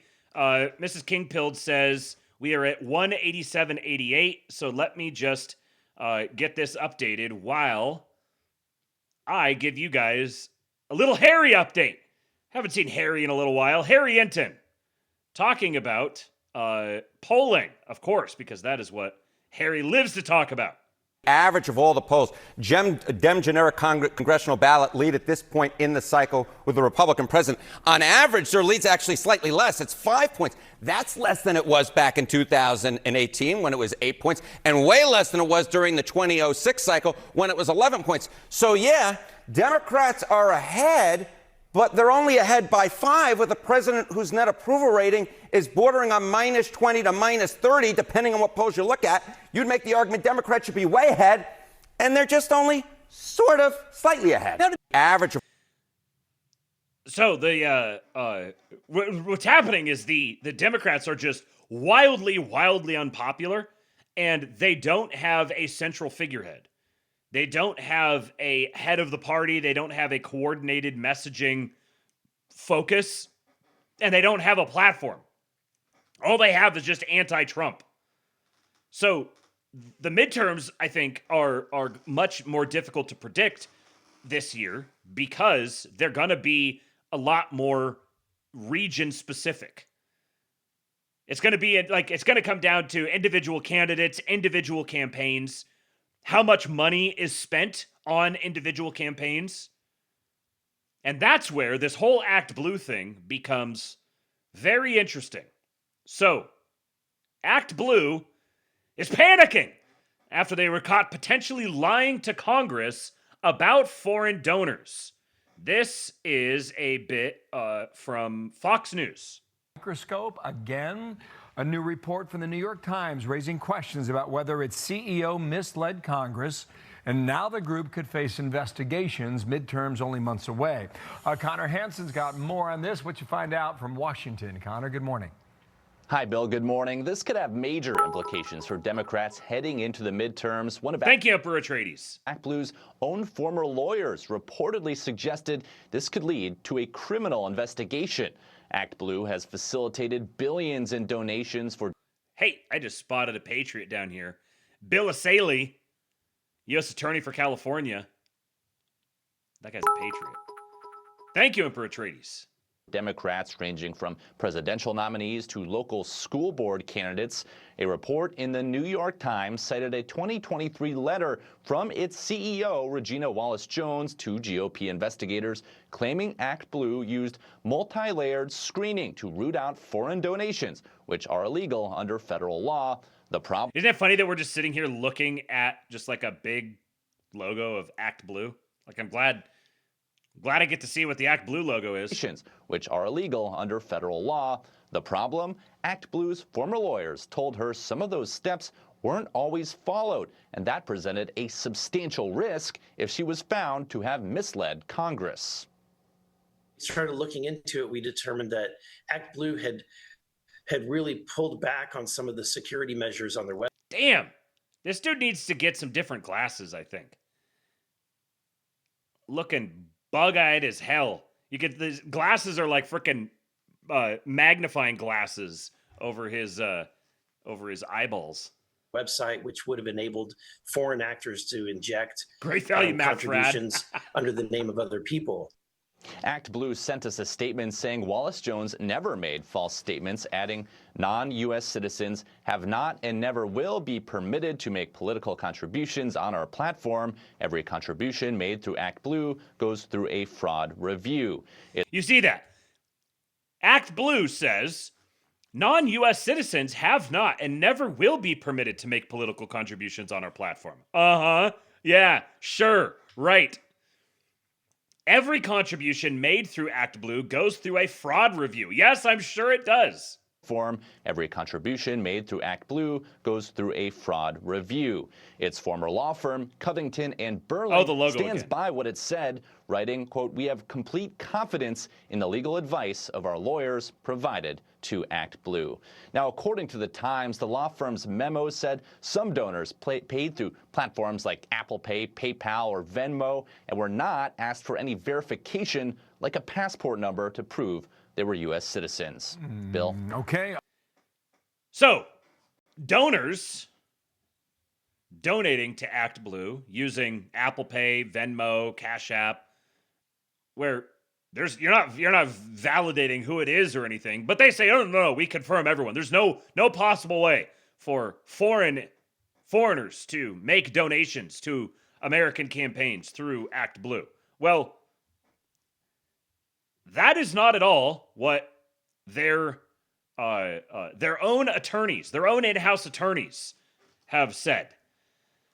So this is the main article from the New York Times. ActBlue may have misled Congress on vetting foreign donations, its lawyers warned. The Democratic fundraising group is facing investigations from the Justice Department and congressional Republicans ahead of the midterm elections. If you remember, it was about a year ago. I think it was a year ago this month that Trump was really hammering away at this, and he initiated some sort of directed the DOJ to initiate some sort of an investigation and report back to him in 6 months from that point, digging into ActBlue. So here is from Flopping Aces. This is written by Jeff Childers. You might know him from Coffee and COVID. He says, ActBlue meltdown, resignations, legal warnings, and a perfect storm for Democrats. I told you to keep an eye on this story as the midterms got closer. It's playing out just as I suspected. Hey, my rightness ratio is stabilizing. Yesterday, the New York Times ran a remarkable, long-form, where'd it go? 4,000-word exclusive expose headlined, ActBlue may have misled Congress on vetting foreign donations, its lawyers warned. Oh no! To remind Portland readers, ActBlue is essentially the Democrats' main online money machine, a nonprofit payment platform that processes individual donations for Democratic candidates and left-leaning causes, similar to how WinRed serves Republicans. Since its founding in 2004, ActBlue has processed nearly $19 billion in donations, some of which have come from actual donors. Last year, James O'Keefe's viral videos showed elderly Democrats supposedly making hundreds of daily donations they furiously denied making. You guys may remember that. I played those videos here on the Lade. The hundreds of dollars of daily donations, and it was some little old retired lady living in a mobile home somewhere. What? You can't hear. They're like, yeah, is this you? Are you the one that made 77 individual donations to ActBlue over the past week? And she's like, what? No. Shout out to Jay Kirk 68 over on Rumble with a $20 tip on Rumble. Thank you, sir. He says, howdy. And I say to you, howdy and... waiter, more fascism, please. Thank you, Jay Kirk. I'll add that to the total. So 207.88 is where we're at right now, Mrs. Kingfield. The DOJ and 3 House committees opened investigations. 7 senior ActBlue officials resigned like rats fleeing a celebrity cruise after a norovirus outbreak at the soft-serve station. Then, frustratingly, the story went dark. It hibernated for the rest of the year. Yesterday, all the lights suddenly switched back on and the story roared into life. The soft-serve station is reopened for business. And it revived the most unexpected place. revived in the most unexpected place. The New York Times, which is practically the official spokesperson for the DNC. The Times claimed credit for breaking the story. The legal warnings about potentially misleading Congress over vetting foreign donations, the story said, is being reported here for the first time. The only legitimate way to characterize the Times' story is as a hit piece. Oh, it was delicate. It showed reserve. It pulled several punches. But in 4,000 words, it methodically, albeit gingerly, deconstructed ActBlue. For instance, under the header, A Potential Criminal Investigation, the story explained, quote, ActBlue is under the most intense scrutiny it has ever faced. Intense and unprecedented scrutiny in the Times. This time, the heart of the wide-ranging story was not sources to anonymous gossipers. It was attributed to ActBlue's own former lawyers, the Democrat darling firm Covington and Burling. In other words, the Times quoted confidential legal memos between ActBlue and its own lawyers. ActBlue's lawyers warned the board members that ActBlue's conduct could be considered criminal. So ActBlue has their own law firm representing them, Democrat darling law firm Covington and Burling. That law firm warned the board members of ActBlue that ActBlue's conduct could be considered criminal in confidential memos. Those memos somehow wound up at the New York Times. Quote, one memo, this is quoting from one of those memos.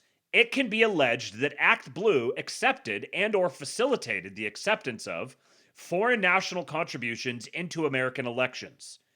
In addition, because ActBlue's staff was aware that its system was not as robust as necessary, it could be alleged that these violations were, quote, knowing and willful, a standard that both increases the penalties the FEC might seek and gives the Justice Department jurisdiction for a potential criminal investigation. So not only are their lawyers saying that it can be alleged, it can plausibly be alleged that they accepted or facilitated the acceptance of foreign national contributions to American elections, but that they were aware that that possibility existed, which would make them criminally liable for this. Don't miss the reference to knowing and willful. It said, quote, because ActBlue's staff was aware that its system was not as robust as necessary. That one sentence forever foreclosed ActBlue's ability to claim it didn't know. One damning sentence from ActBlue's own lawyer. It's one thing when Republicans accuse ActBlue of committing election crimes. It's a completely different thing when ActBlue's own lawyers say it in confidential memos that got leaked to the most widely circulated paper in America. The Times clearly had access to remarkable levels of inside information. Quoting, in a tense video conference days after the memos were delivered, the story recounted, Dana Remus, a Covington lawyer who served as White House counsel in the Biden administration, warned ActBlue's CEO, Ms. Wallace Jones, that she needed her own personal lawyer. So Dana Remus, one of the lawyers for Covington, who was White House counsel in the Biden administration, this is like a core Democrat lawyer, high-powered Democrat lawyer, tells ActBlue's CEO that she needs her own personal lawyer. Like, you're in such deep shit, you need to get your own personal lawyer on the phone. CEO Wallace Jones responded professionally and thoughtfully by firing Covington and accusing them of malpractice. Within weeks, ActBlue and Covington parted ways, as the Times put it. I guess she didn't like their advice. Covington transitioned from being outside counsel to being former counsel, but the damage was done. The legal genie was out of the criminal liability bottle. That's when all the board members started quitting. One of ActBlue's remaining in-house lawyers, Aaron Ting, resigned. The last lawyer in the organization's in-house legal department sent copies of the Covington memo to the entire board, and then his computer access was cut off. An HR staffer warned about whistleblower and anti-retaliation laws, and then announced her resignation 30 minutes later. It was pure chaos. They can't afford any more chaos. With only 7 months remaining before midterm elections, the stakes are massive, and the timing is excruciating. Democrats, the Times reported, are nervous that any additional upheaval at ActBlue could destabilize the party's critical fundraising apparatus ahead of the midterm elections, end quote. You don't say. The Times reviewed Covington's memos, resignation letters from ActBlue officials, correspondence between Covington and ActBlue, screenshots of the fundraising organization's internal Slack messages, and a timeline of events produced by ActBlue. The Times spoke with half a dozen former ActBlue employees who participated in or were briefed on the events, all of whom were granted anonymity to describe a sensitive situation, as well as senior ActBlue officials, including the chairwoman of the board. So who is Times' source on all of this? Their sources are half a dozen former ActBlue employees and senior ActBlue officials, including the chairwoman of the board. This is a circular firing squad. In contrast to yesterday's anonymously sourced Bondi story, consider how the Times obviously knows how to source its stories when it wants to. Here's how the Times carefully documented its sources for this potentially explosive story. The reporter left no wiggle room for plausible denials.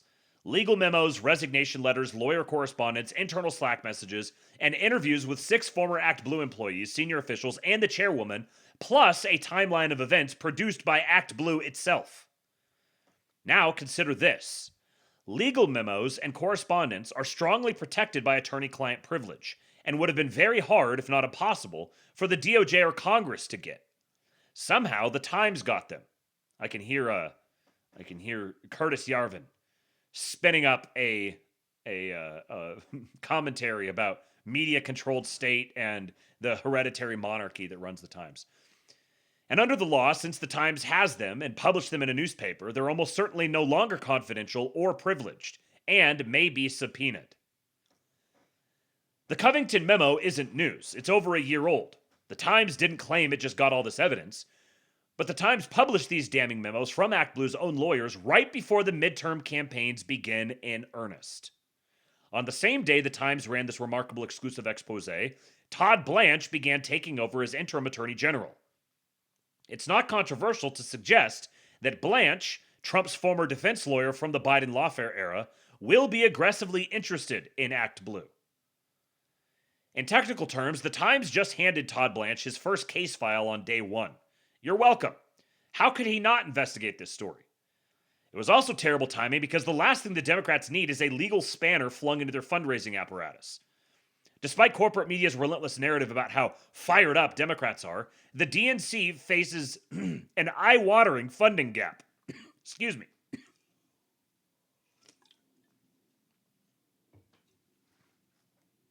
Whew. I don't know what that was all about.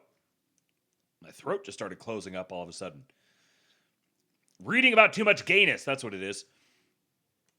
The latest publicly disclosed figures show the RNC has roughly a $109 million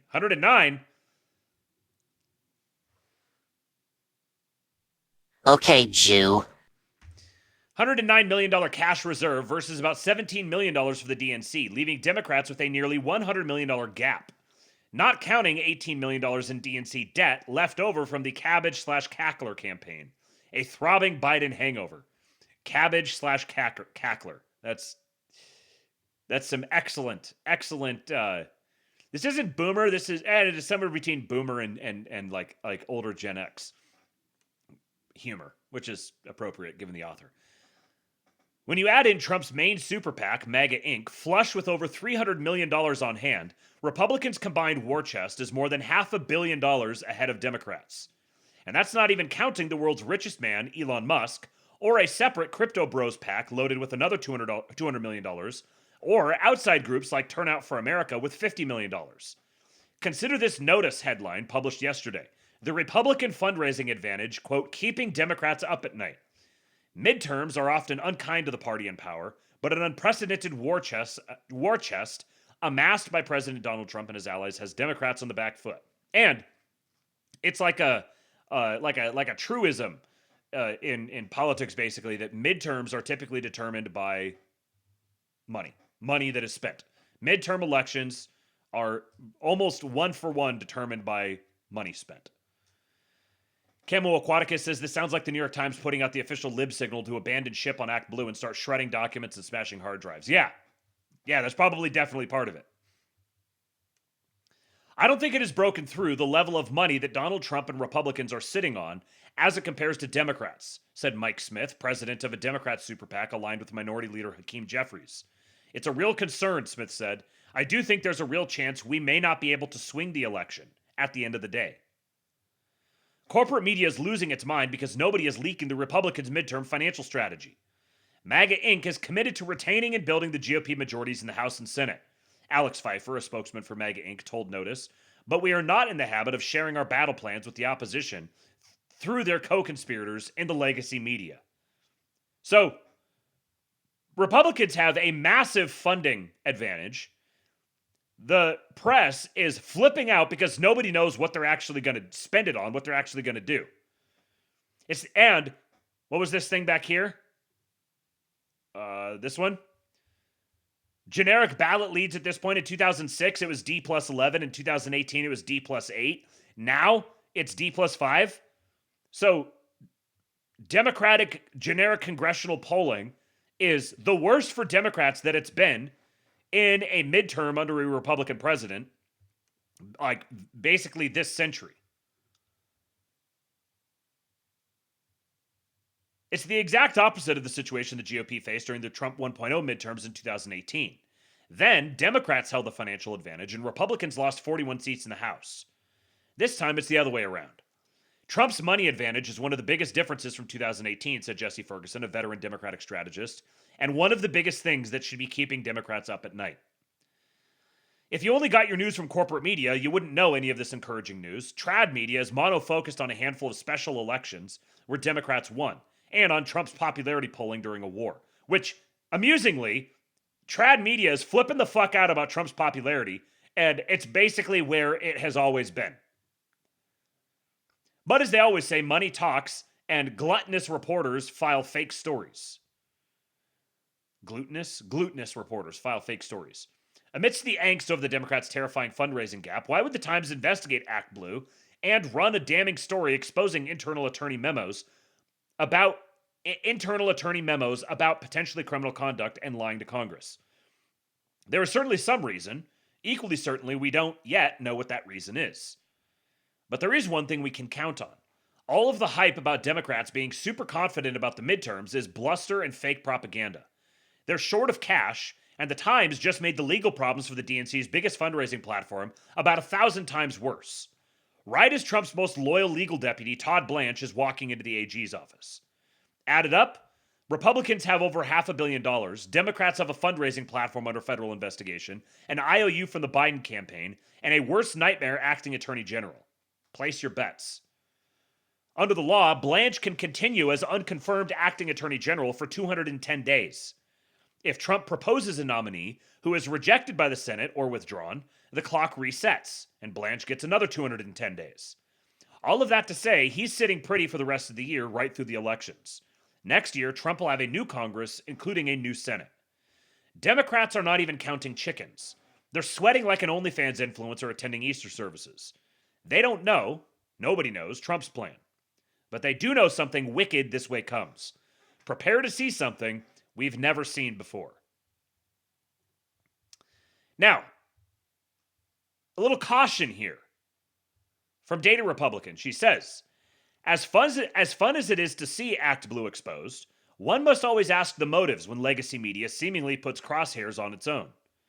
It's long been a goal of the democracy camp to overturn Citizens United and ban PAC money. That's Political Action Committee money. So overturn Citizens United and ban PAC money. Who does that sound like? Who were we reading about just a minute ago? This guy? Talking about a 28th Amendment denying personhood to corporations to get the big money out of politics. Interesting connection there. Let me find my tab that I was on. This one. Here's the catch. They want to replace it with union money and taxpayer-funded money schemes, much like the NGO gaming of subsidized campaigns, which allowed Mamdani to win in New York City. They more or less are moving towards a total monopoly on campaign funds for Democrats. Yes, let's enjoy the collapse of ActBlue, but beware. This guy says, Democrats for the People Act included our Treasury dollars to fund political candidates. If a small donor contributed $100 to a candidate, Treasury would 6x match it. A 6-to-1 match for small dollar donations, restructuring the FEC, the Federal Election Commission, strengthening the prohibition against super PAC candidate coordination, create new rules for online political ads, and attempt to end dark money in U.S. elections. Now, legislative solutions are to this are basically almost for sure not going to happen before the midterms. If there's going to be some major campaign finance overhauling that happens legislatively, it's going to have to be after this the midterms. However, my guess would be that I don't know. I could go two ways on this. I could say on one hand, they're really just scattered and circular firing squad just scrambling, trying to make anything happen, but they're basically having to fall back and regroup. Also, they could be amassing a war chest totally separately through one of these other avenues that they're planning on using. So I think that I don't think that there's no validity to the Republicans have a massive financial a massive load of money to work with here. But I don't think that just the strict analysis that Jeff Childers did about comparing the funds available to both parties necessarily captures the sort of funding that could be employed by Democrat financing apparatchiks. So if you see Democrats going like full bore destroying one of their own institutions, to me that's kind of like bombing your own planes on your way out. Like we're trying to destroy this thing. We're going to self-destruct this thing to protect something about it that we don't want falling into enemy hands. So yeah, Kate, in other words, keep your head on a swivel and go fucking vote in the midterms and tell everyone you know to go vote in the midterms. Well below average says union money. That means SEIU and other government unions as private industry unions are in decline. Yeah. And it's another interesting thing too, because Trump is very popular with some of the unions, not with the union leadership necessarily, but with the rank and file among the unions, which brings me back to this guy, Mark Moran. Was that his name? Mark Moran. If this is the new face of the Democrat Party, then once again, like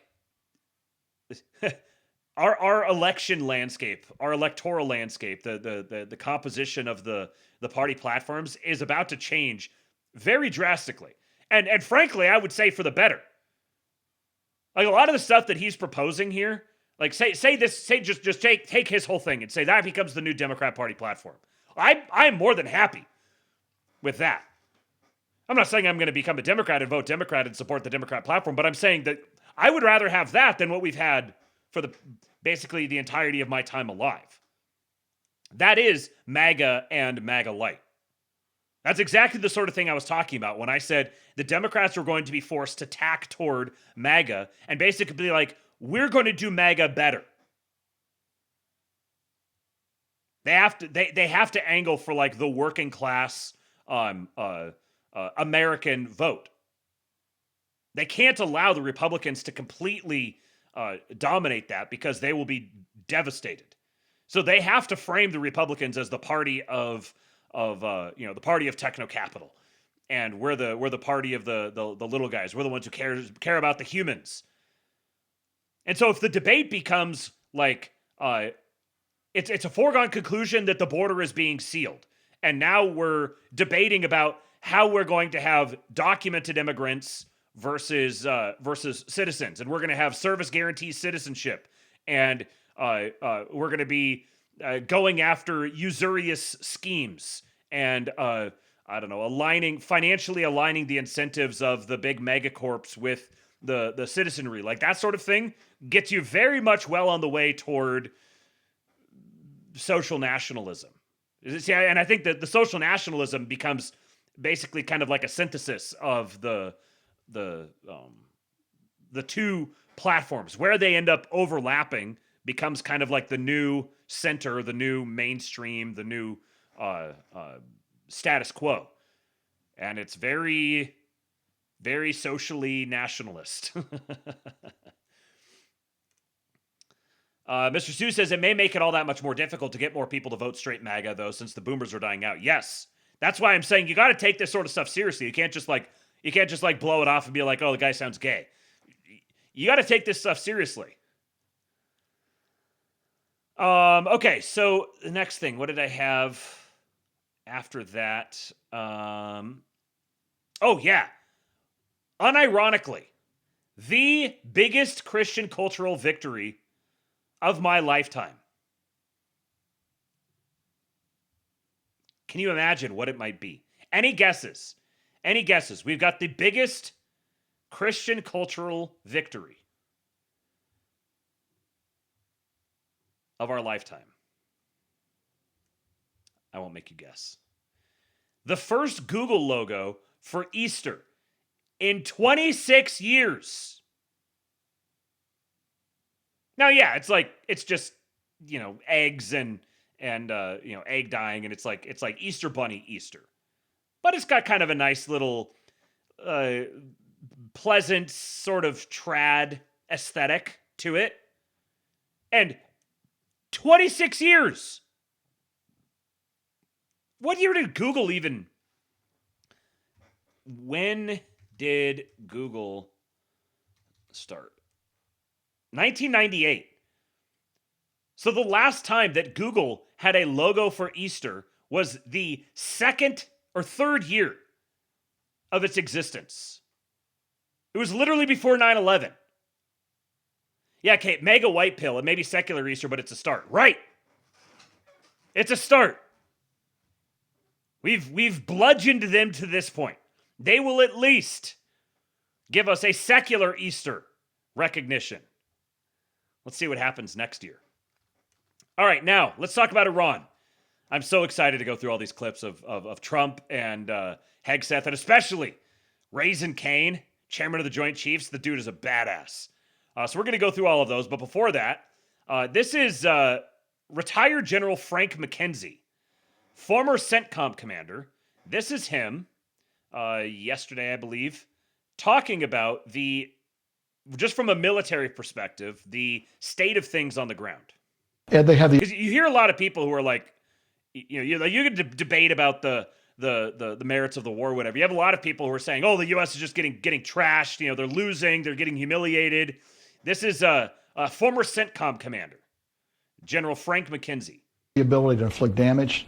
They do not have the ability to gain mass effects. And by mass effects, I mean firing many, many dozens of rockets, missiles, or drones. I think that capability has been eroded steadily since this campaign began. And frankly, at about plus 30 days into this campaign, I think if you're at Central Command, you've got to be reasonably satisfied with where you are right now.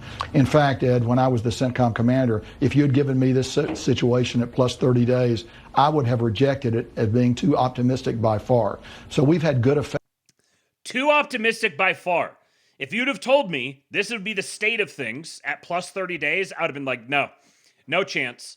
Too optimistic by far. In fact, our effects are going to continue. It's going to be increasingly harder for them to launch missiles and rockets. We may not get to zero for a while, and I think there's still some time ahead, but everyone realizes that. But I think we're on track here. This campaign is moving very effectively, and I believe the pace will pick up every day. I'm very curious to see, once I finish up here, to see what's happening on the timeline. Because like the other day where I was talking about Pam Bondi and the one of the things she did, and then I finished the show and logged on and saw Pam Bondi has been fired. I was like, well, we'll see if that happens today. So Dan Dolph here, Dan Talks 1, very good follow. You should absolutely follow him. He says, yeah, the actual war, not the one on social media, has been complete dominance from us, wildly above even the most optimistic case scenario any analyst produced. You can have an opinion as to should we be at war, but the performance and operations have been near ideal. All right, now, time for my president. Real quick, before I play this video, though, Mr. Sue, little boy Sue, Said 1488. He said, morning wood never felt so good. Wait, I mean, Labe. If you can this week, I highly recommend reading Jamie Dimon's letter to the shareholders that just dropped yesterday. Very MAGA-coded. Patriots in control. Good afternoon, Patriots. This is Agent Q. Agent Q. Let me give you let me find you a 1488 to play here, because I'm in the mood for a 1488. Here we go.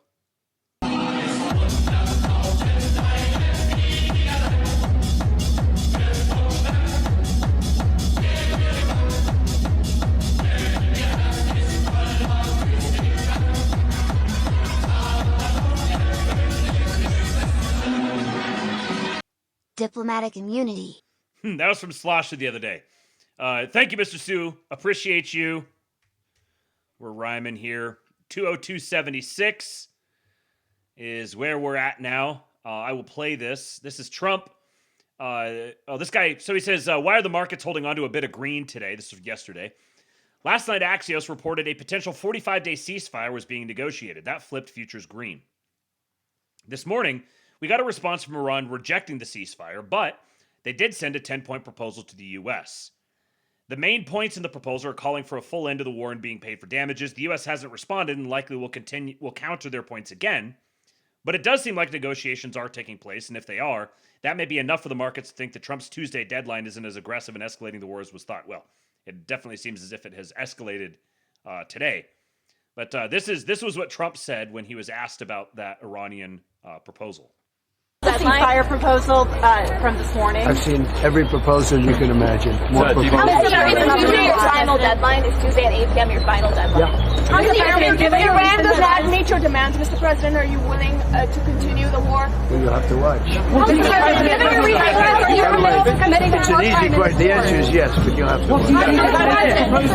What do you think is the latest proposal?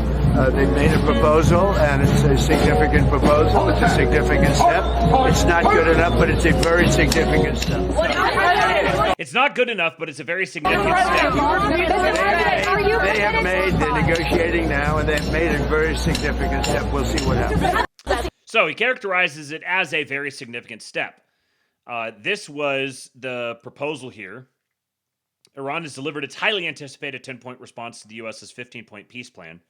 Iran's 10-point plan includes guarantee that Iran will not be attacked again, a permanent end to the war, not just a ceasefire, end to Israeli strikes in Lebanon, a lifting of all U.S. sanctions on Iran, an end to all regional fighting against Iranian allies.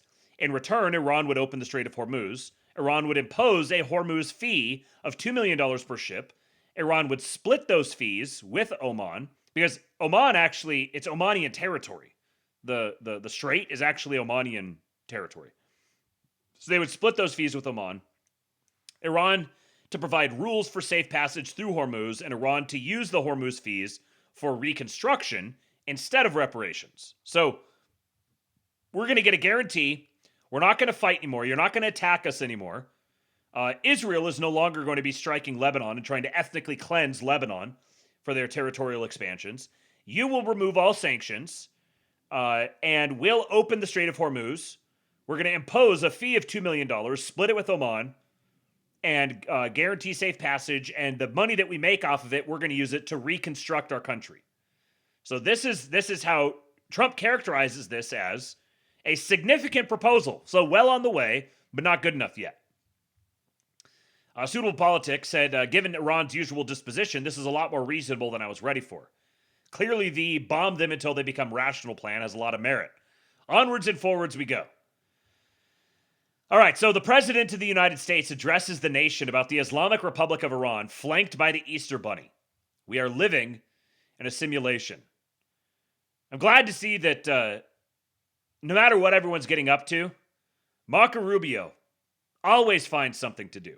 He said normally when you're in very hostile territory, and I don't think it gets much more hostile than Iran, they're capable fighters, they're very tough people. And there are others like that. You don't mind when the enemy is weak, but that enemy is strong. Not so strong like they were about a month ago. Marco Rabidio. Slutty Milk, you've done it again, sir. Give me some Slutty Milks in the chat for the man. I can tell you, in fact, right now they're Not too strong at all, in my opinion, but we're soon going to find out, aren't we? But when a thing like that happens, where a pilot shot down, in most instances, you're really not able to go in because you'll go in with 200 people and lots of jet fighters and helicopters, and you really don't have a chance. They get shot down. You lose 200 in order to pick up one. It's a horrible thing, but it's very rare that you can do it. And what we did yesterday is we picked up not one, we picked up two. We kept the first one quiet, and we were able to keep it quiet for about a day, which made it a lot better. But those two pilots were incredible, brave, and we thank them. And we're going to be having a news conference today at 1 o'clock at the Oval Office, and we look forward to it. But I just want to say we have a great military. We have the greatest military, the most powerful military any place in the world. You saw what happened with Venezuela.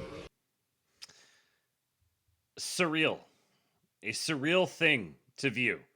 The rabbit just standing there, hanging out.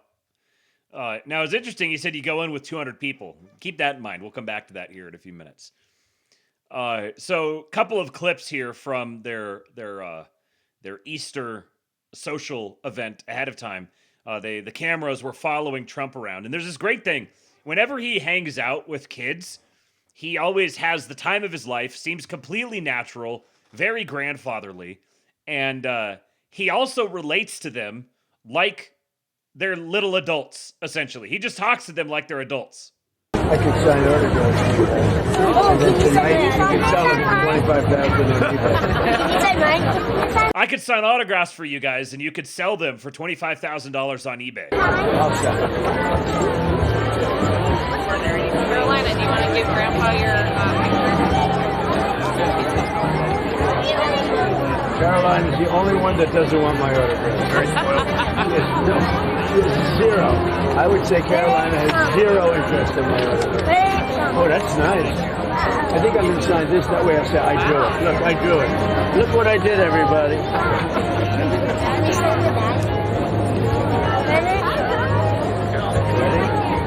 This is, by the way, this is the man who is currently under tremendous pressure because he's losing a war that is wildly unpopular. He's headed toward crashing and burning in the midterms, and he was lied into this war.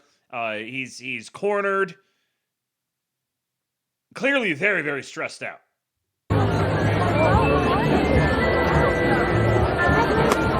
Now, Biden would use the auto pen. He'd have an auto pen following Joe Biden. He didn't sign. He was incapable of signing his name.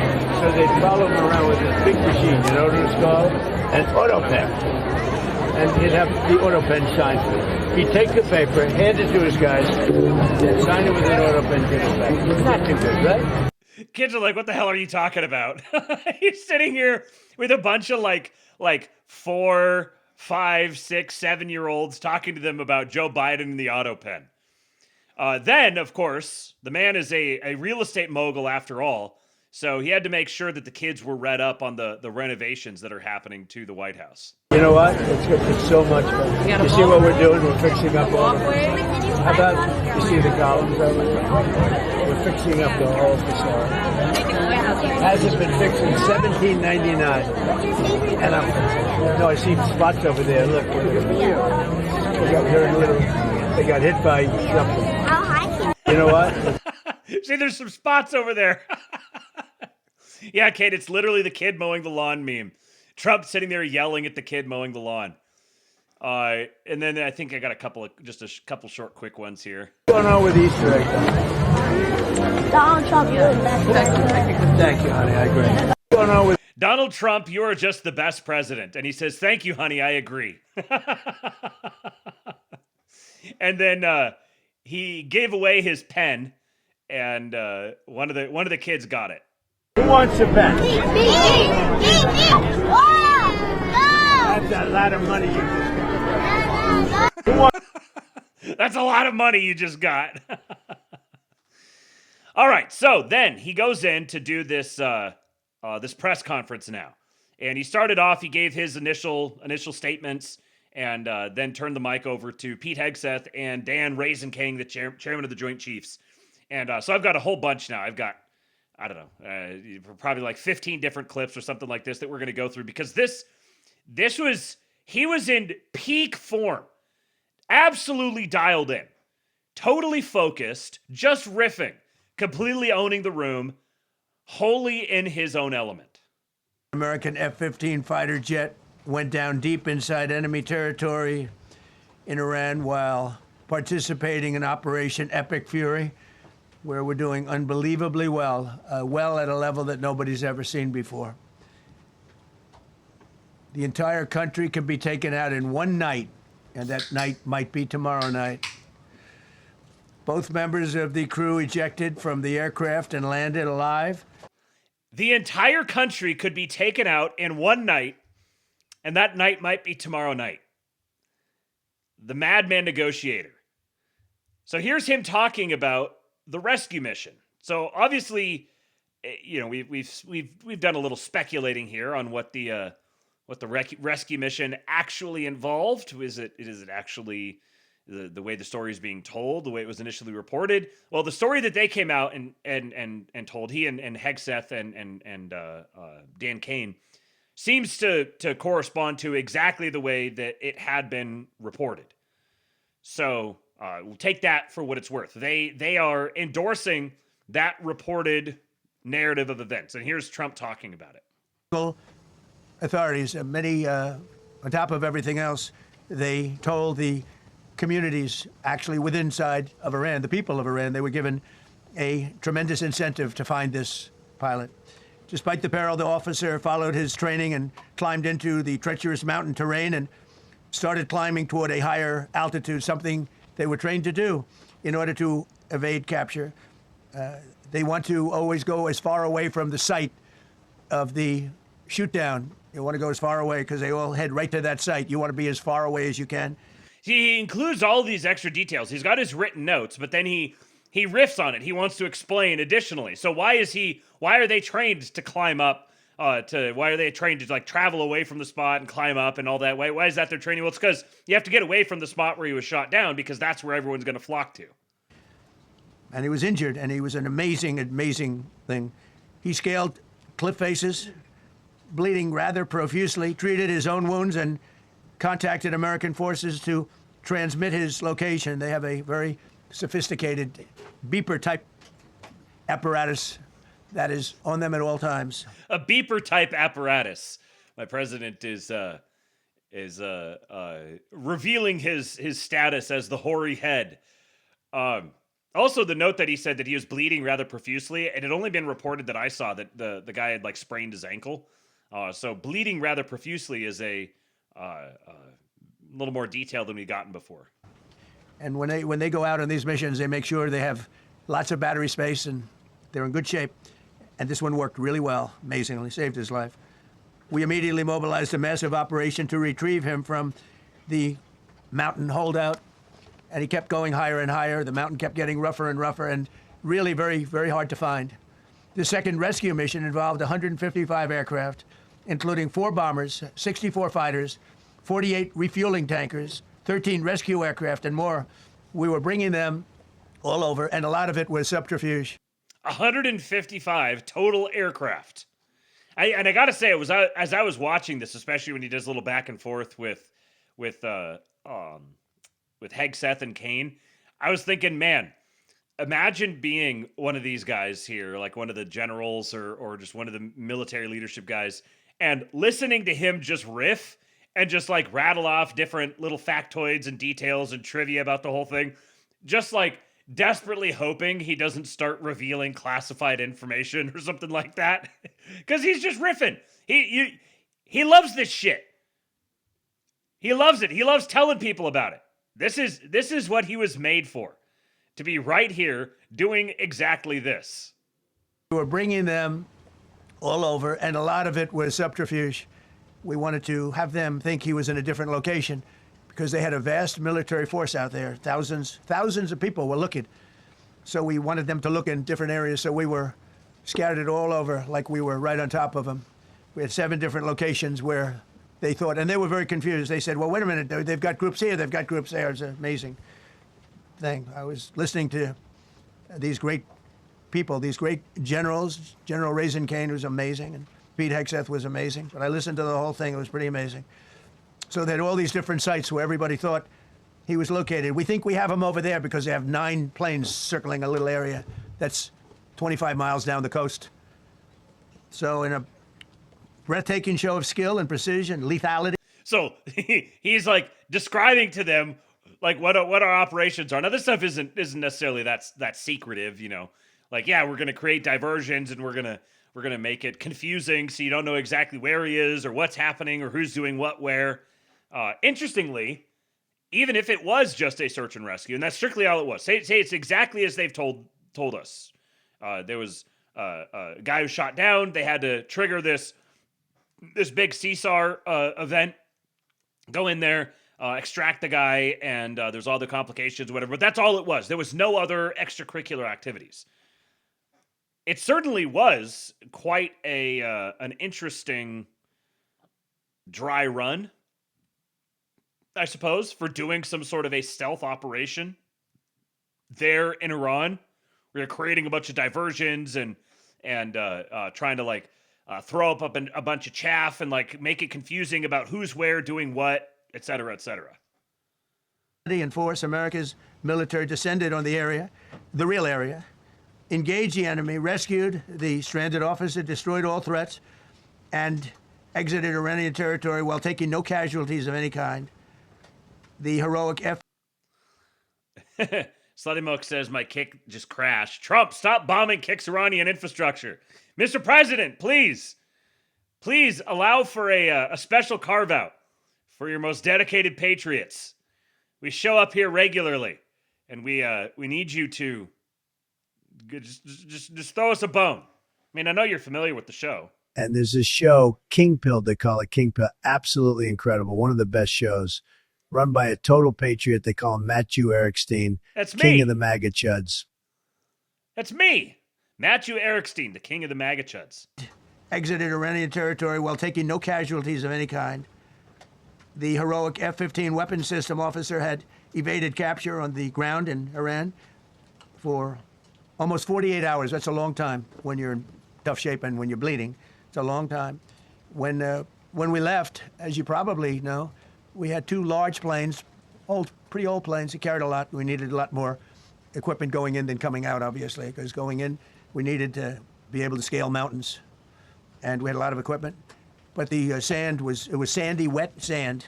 So we thought there may be a problem taking off because of the weight of the plane. And then we also had all the men jumping back onto the planes. And they got pretty well bogged down. And we had a contingency plan, which was unbelievable, where lighter, faster aircraft came in. And they took them out. We blew up the old planes. We blew them up to smithereens because we had equipment on the planes that, frankly, we'd like to take, but I don't think it was worthwhile spending another 4 hours there taking it off. So we didn't want anybody to have. We have the best equipment anywhere in the world. We didn't want anybody examining our anti-aircraft and other equipment. So he specifically says there was anti-aircraft and other equipment that they didn't want examined at all. This is the reason he's giving for why they blew it up. Now, I've seen a number of military bros who have said that they find it hard to believe that the condition of the soil was so bad that they couldn't get those C-130s out of there. They were saw a couple different guys who said something to the effect of they've seen the C-130s go be able to plow through some really rough terrain, so they kind of don't buy it that was the explanation. But you know, this is the story that we're given. My president wants me to believe this. So, yes, sir, Mr. President. That's exactly what I will believe. Now, here's more on the details of the operation from him. Couldn't have lived without him. They performed unbelievably well. And if you'd see it, you wouldn't believe it. They came off the plane, and these guys had them. The rotors were off. They rebuilt these helicopters in less than 10 minutes. And that was one of the more amazing things. These are helicopters, small, unbelievably powerful, but small, very small, so it can get into certain areas. And they got them off the plane, and they rebuilt all 3 of them in a matter of less than 10 minutes. It's pretty amazing what the genius of these people. Who would think that? You'd think it would take 5 days to build them. And in some companies, it would take 5 days, and they wouldn't do it well. But they served us well. As Commander-in-Chief. So they fly in these helicopters, as I understand it.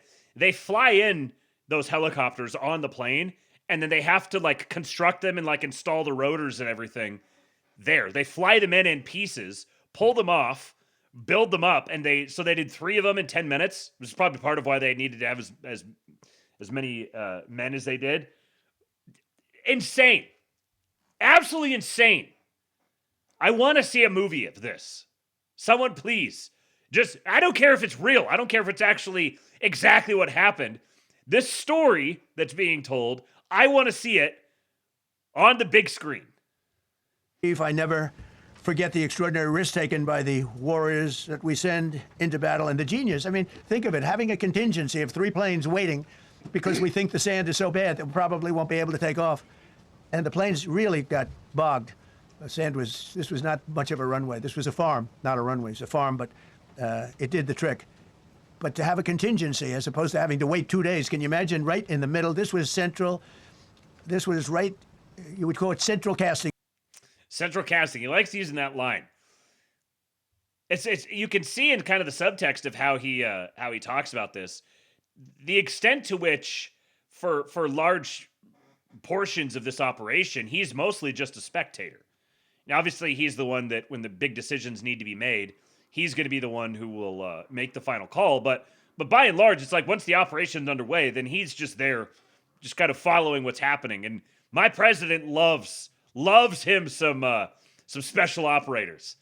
That's a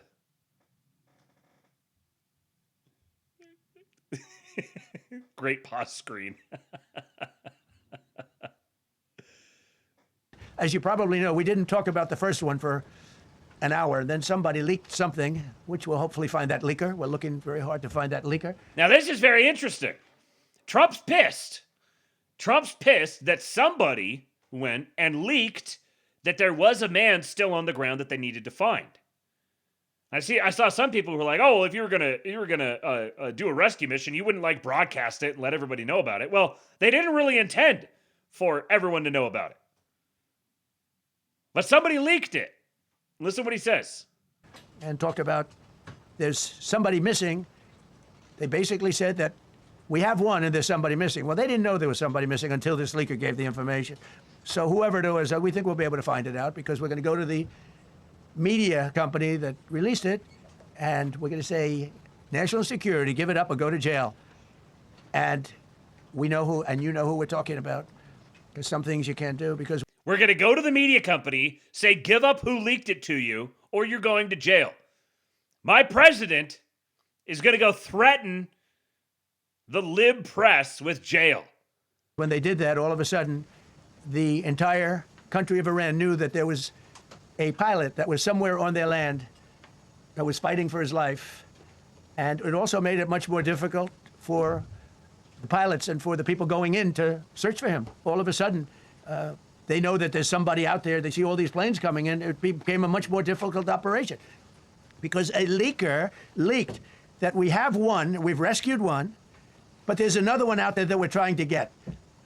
So actually, the country, Iran, put out a major notice, you all saw it, offering a very big award for anybody that captures the pilot. So in addition to a hostile, very talented, very good, very evil military, we had millions of people trying to get an award. It's interesting how every time he talks about the Iranians, he never undersells their capabilities. He's always like, they're extremely intelligent, they're very capable, they've got tons and tons of people. You know, it's not like he downplays their capacity, but he also is like, yeah, they're super evil too.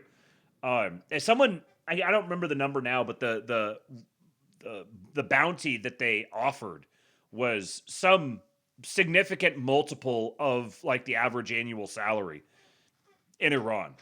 So they put a huge bounty. Because think about what the diplomatic coup it would have been for Iran to actually grab that guy, to actually get him and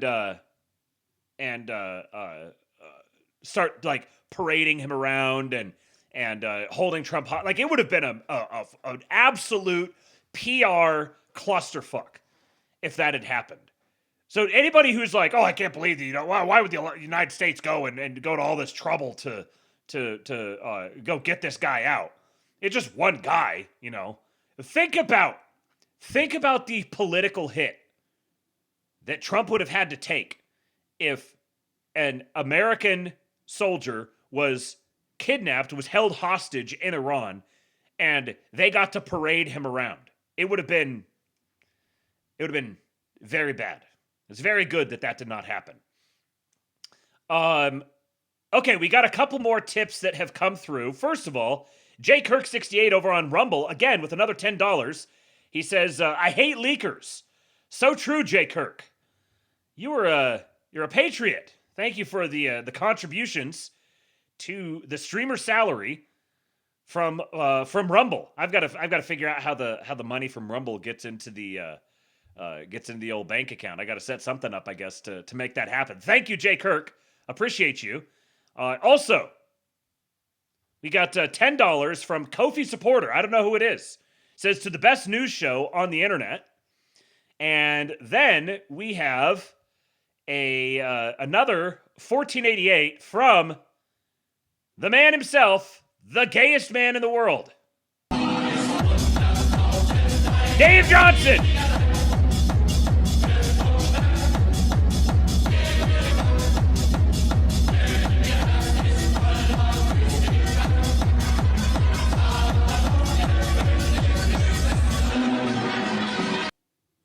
Thank you, Dave Johnson. Dave Johnson is the gayest person to ever walk this green earth.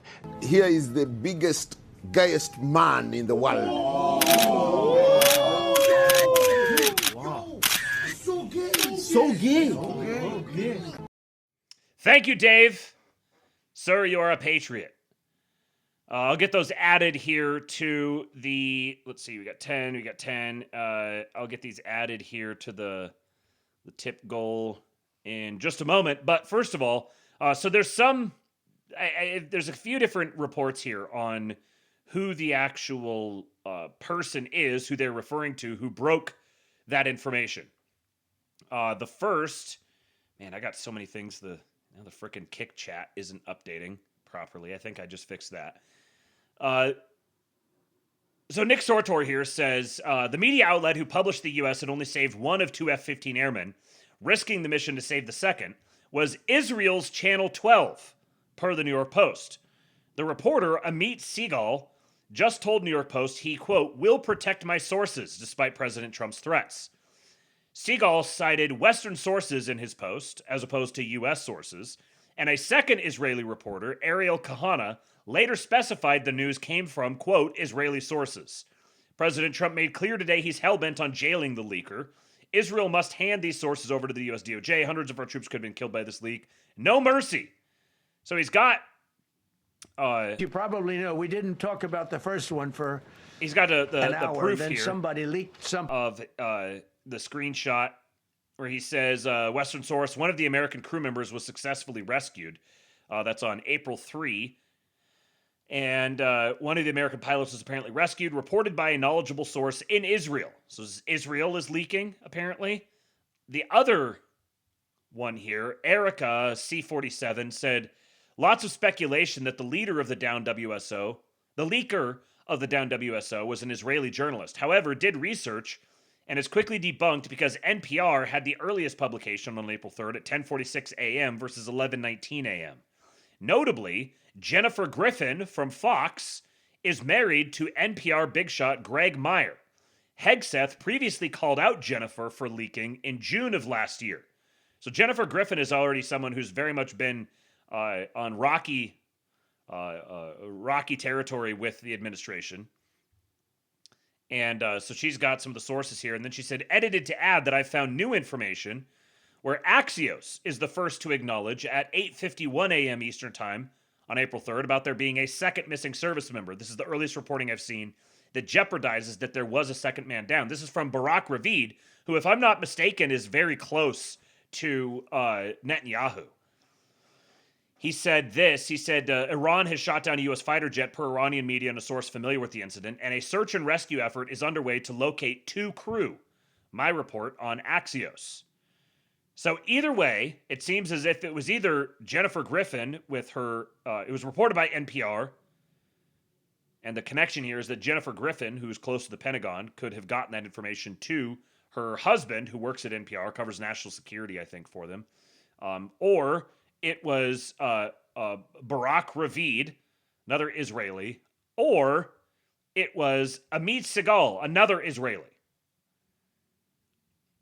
So this story will be interesting to follow, to see where this goes. It's been pretty clear all along that the United States and Israel are not, or we'll say the Trump administration and Netanyahu are not on the same page with regard to this whole operation.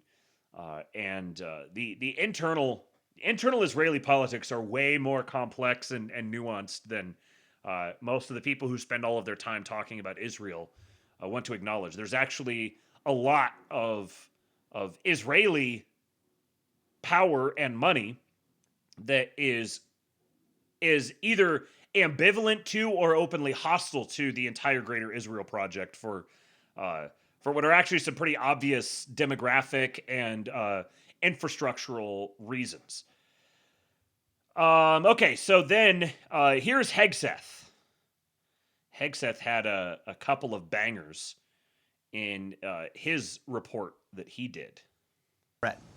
And today, as the CIA director mentioned, Iran's military, and we know this, is embarrassed and humiliated, and they should be. Now, these are not routine operations. They were high-risk, high-stakes missions conducted in the heart of enemy territory. This was not just barely into Iran, this was deep into Iran, involving coordinated strikes to suppress threats, deception tactics to protect our teams, and full synchronization across air, ground, and special operations. The Iranians are still asking themselves right now, how did the Americans do this?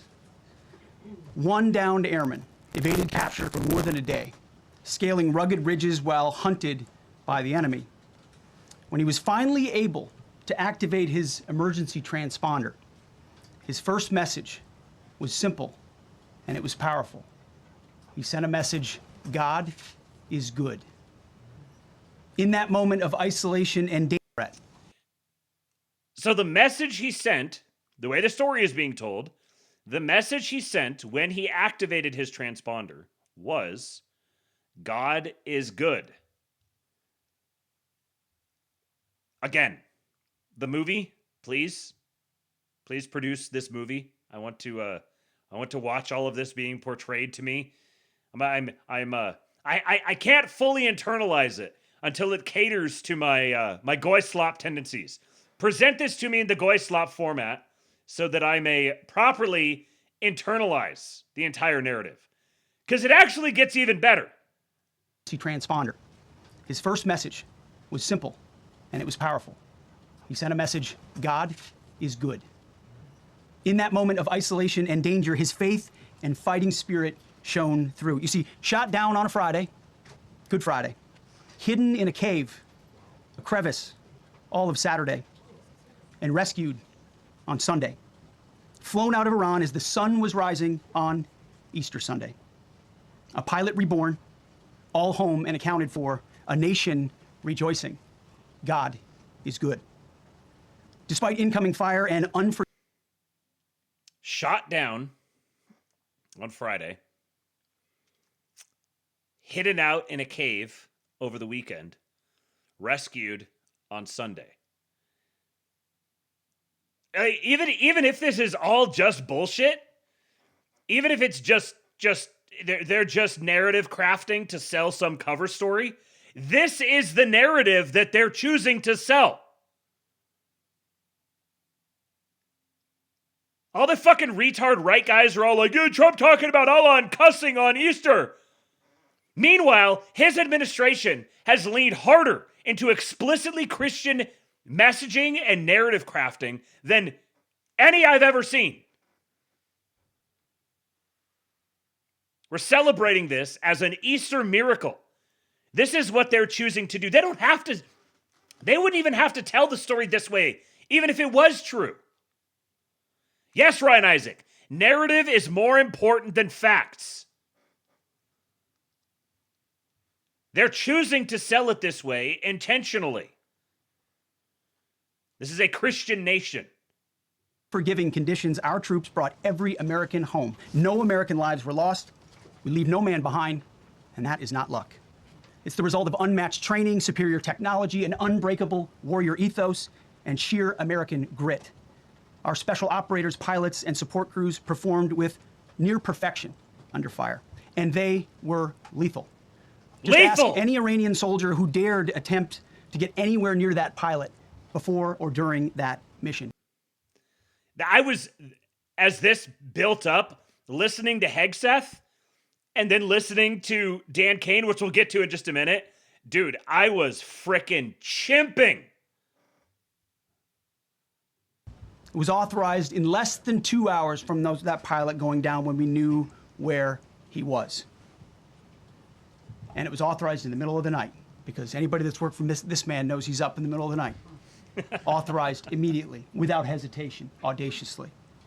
The second mission, as soon as we knew where that pilot was, and John was certainly helpful in that. John being John Ratcliffe, CIA director. Also executed immediately.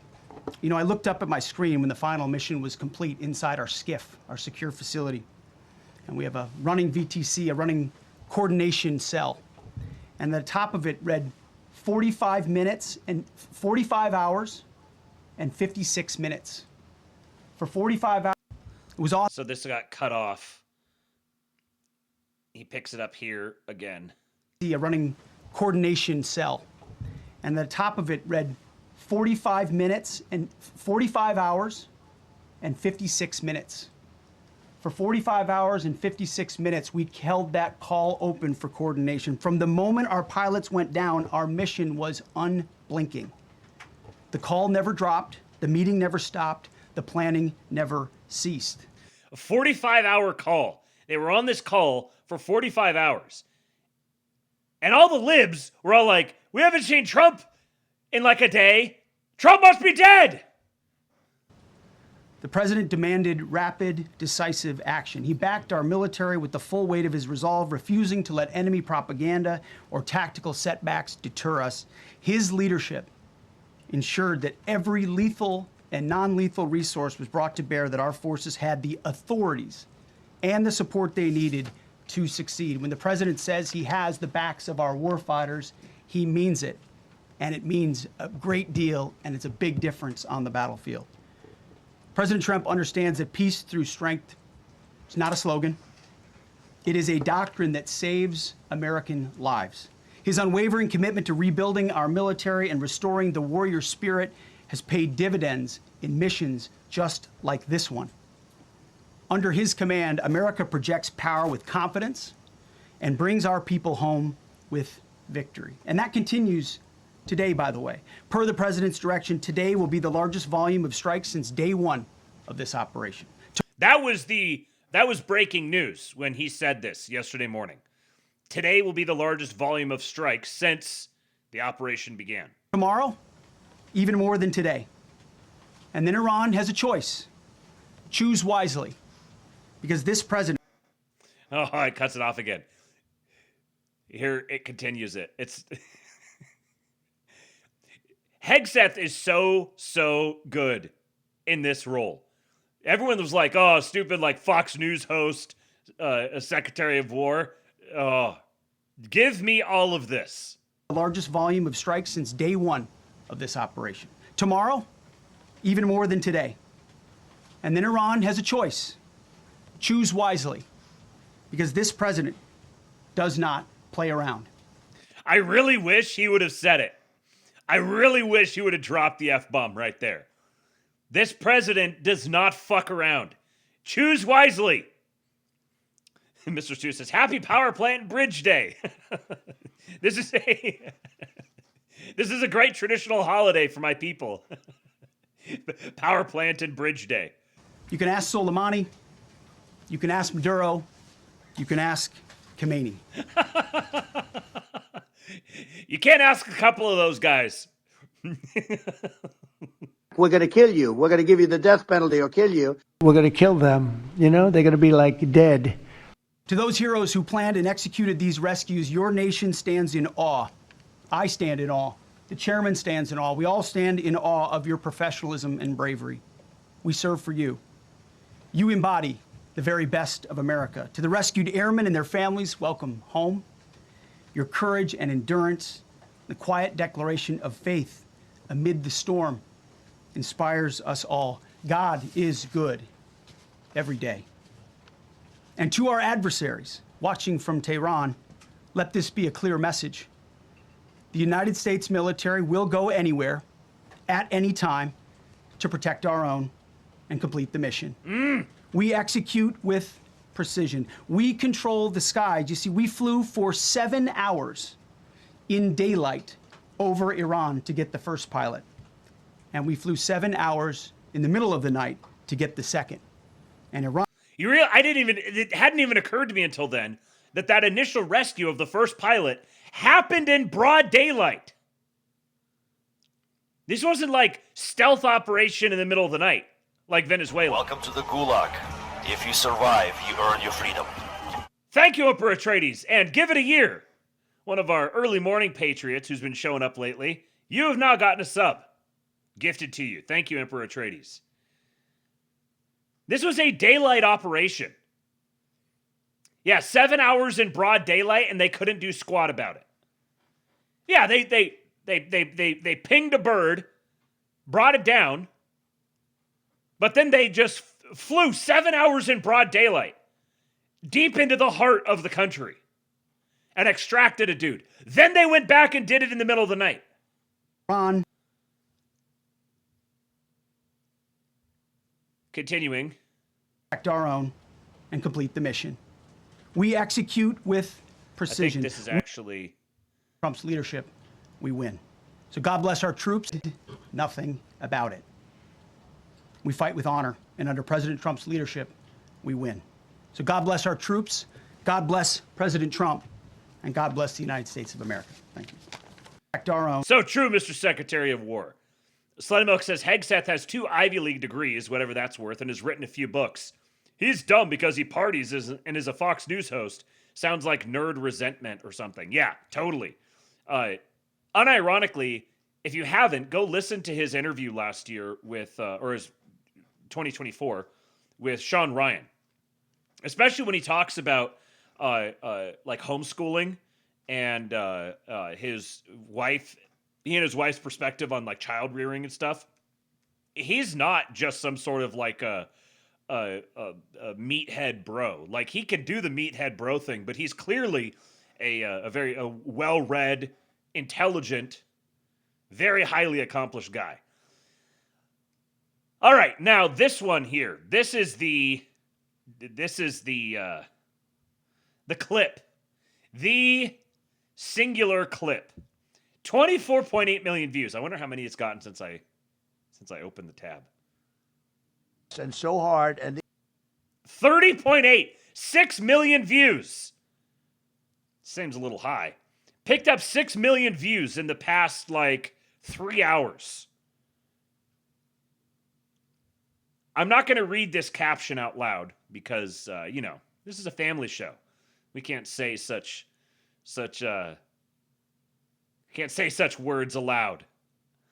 But the clip stands by itself, and if you can look at the screen, you could see the caption on it.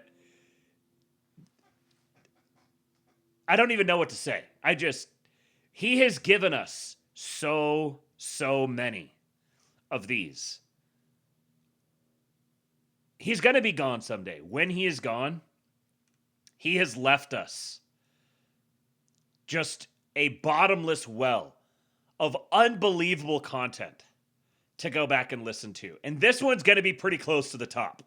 they came in so fast and so hard, and these guys knew exactly what to do. Let's go, come on, get in, let's go, blah. They came one right after another, not at the same time. They don't want to come at the same time. They had to come right after each other. They didn't have any room. They came in so fast and so hard, and these guys knew exactly what to do. Let's go, come on, get in, let's go, blah. They came one right after another, not at the same time. They don't want to come at the same time. They had to come right after each other. They didn't have any room. They came. Okay, I got to read it. Telling everyone how impressive my first gay bareback orgy was. They came in so fast and so hard, and these guys knew exactly what to. Let's go, come on, get in, let's go. Bwah. They came one right after another, not at the same time. They don't want to come at the same time. They had to come right after each other. They didn't have any room. They came in so fast. Trump detailing a typical body blue party.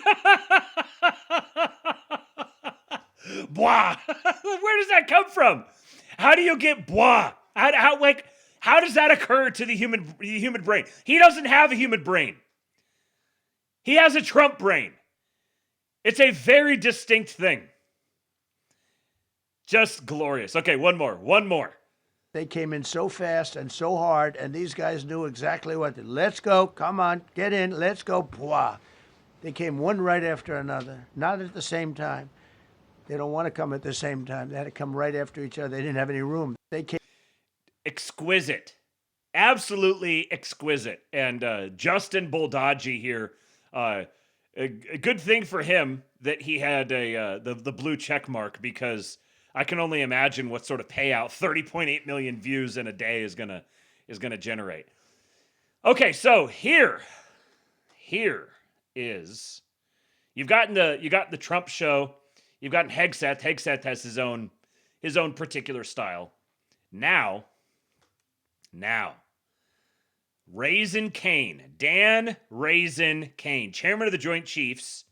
This is the guy who's responsible for taking out ISIS. They told Trump it would take like years to take out ISIS. And he was like, no, we could do it in like a month. And then he did it in even less time. That's this guy. He was a pilot on 9/11 who was scrambled and flew a jet. It was scrambled when the planes hit the towers. He was one of the pilots who was scrambled and spent the day flying sorties or whatever it is, as he was throughout 9/11. Dan Kane is a fucking cold, hard, steel operator. Hegseth talks about lethality. Dan Kane, this is American lethality right here. An incredibly dangerous undertaking, but a filled promise made to every American warfighter that you will not be left behind. We will always come find you, and we will always bring you home. Over the next hours, the search and rescue task force crossed the beach, entered into Iranian airspace, protected by a fighter strike package, and moved into the objective area, all under fire. En route, as some of you have seen on social media, the helicopters took gas off the C-130s. This is like, just sitting here listening to this is like bedtime stories. I could just sit and close my eyes and just listen to him narrate this. Seen on social media, the helicopters took gas off the C-130s and pressed onward and forward up into the objective area. While this was ongoing, and out in front of them, the Sandy flight of A-10s and other remotely piloted aircraft, drones, and other tactical aircraft were violently suppressing and engaging the enemy in a close-in gunfight to keep them away from the front seater and allow the pickup force to get into the objective area. During this engagement, one of the Sandy aircraft, the one primarily responsible for communicating with the downed pilot, was hit by enemy fire. This pilot continued to fight, continued the mission, and then upon exit, flew his aircraft into another country and determined that the airplane was not landable. This was one of our A-10 Sandy aircraft. The pilot then made the decision to eject over friendly territory and was quickly and safely recovered and is doing fine. So this is John Daniel Kane. He was born in Elmira, New York on 10 August 1968. He's like 2 months older than my dad. His father, Steve Kane, is a retired U.S. Air Force fighter pilot with the rank of lieutenant colonel. Kane is a graduate of Hahn American High School in Hahn, Germany. In 1990, he earned a Bachelor of Science in Economics from Virginia Military Institute. There, he played soccer for the VMI Keydets. In 2005, he earned a Master of Arts degree in Air Warfare from American Military University. He was commissioned as a second lieutenant.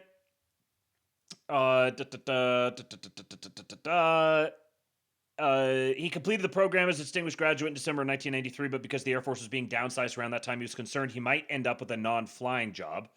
To avoid this, he applied to a large number of Air National Guard units and was selected to be an F-16 pilot in the 138th Fighter Squadron at the Syracuse, New York Air National Guard Base.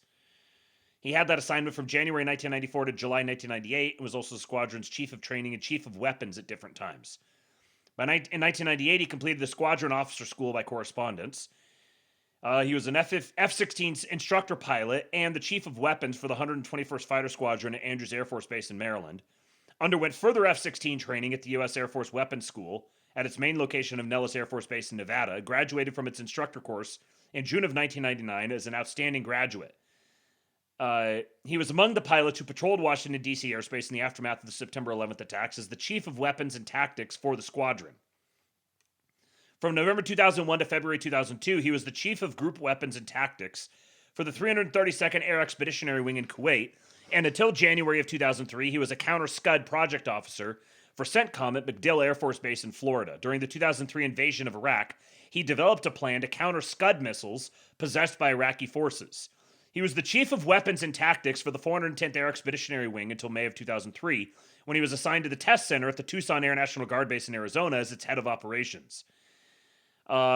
He held that position until August of 2005, and in 2004, he completed the Air Command and Staff College by correspondence. Starting in 2005, he worked at the White House. And from October 2006 to January of 2008, he was the policy director for counterterrorism and strategy at the Homeland Security Council. From January to July of 2008, he was back in Iraq as the commander of the Joint Special Operations Task Force Air Directorate. In July 2008, he became an instructor pilot at the 121st Fighter Squadron and a Special Tactics Air Liaison Officer at the 24th Special Tactics Squadron of the Air Force Special Operations Command, remaining in those roles until 2010. He was a part-time member of the Air National Guard from 2009 to 2016 and held several senior positions at the District of Columbia A&G. After returning to active duty, he was simultaneously an assistant to the vice commander of the U.S. Special Operations Command and the assistant commanding general of JSOC from 2016 to 2018. He completed the Joint and Combined Warfighting course in 2017. He simultaneously served as a Deputy Commanding General of Special Operations Command Central and of the Special Operations Joint Task Force and Operation Inherent Resolve, the campaign against the Islamic State in Iraq and Syria from 2018 to 2019. After that, he was Director of Special Access Programs, Special Access Programs, and the Office of the Undersecretary of Defense for Acquisition and Sustainment from 2019 to 2021.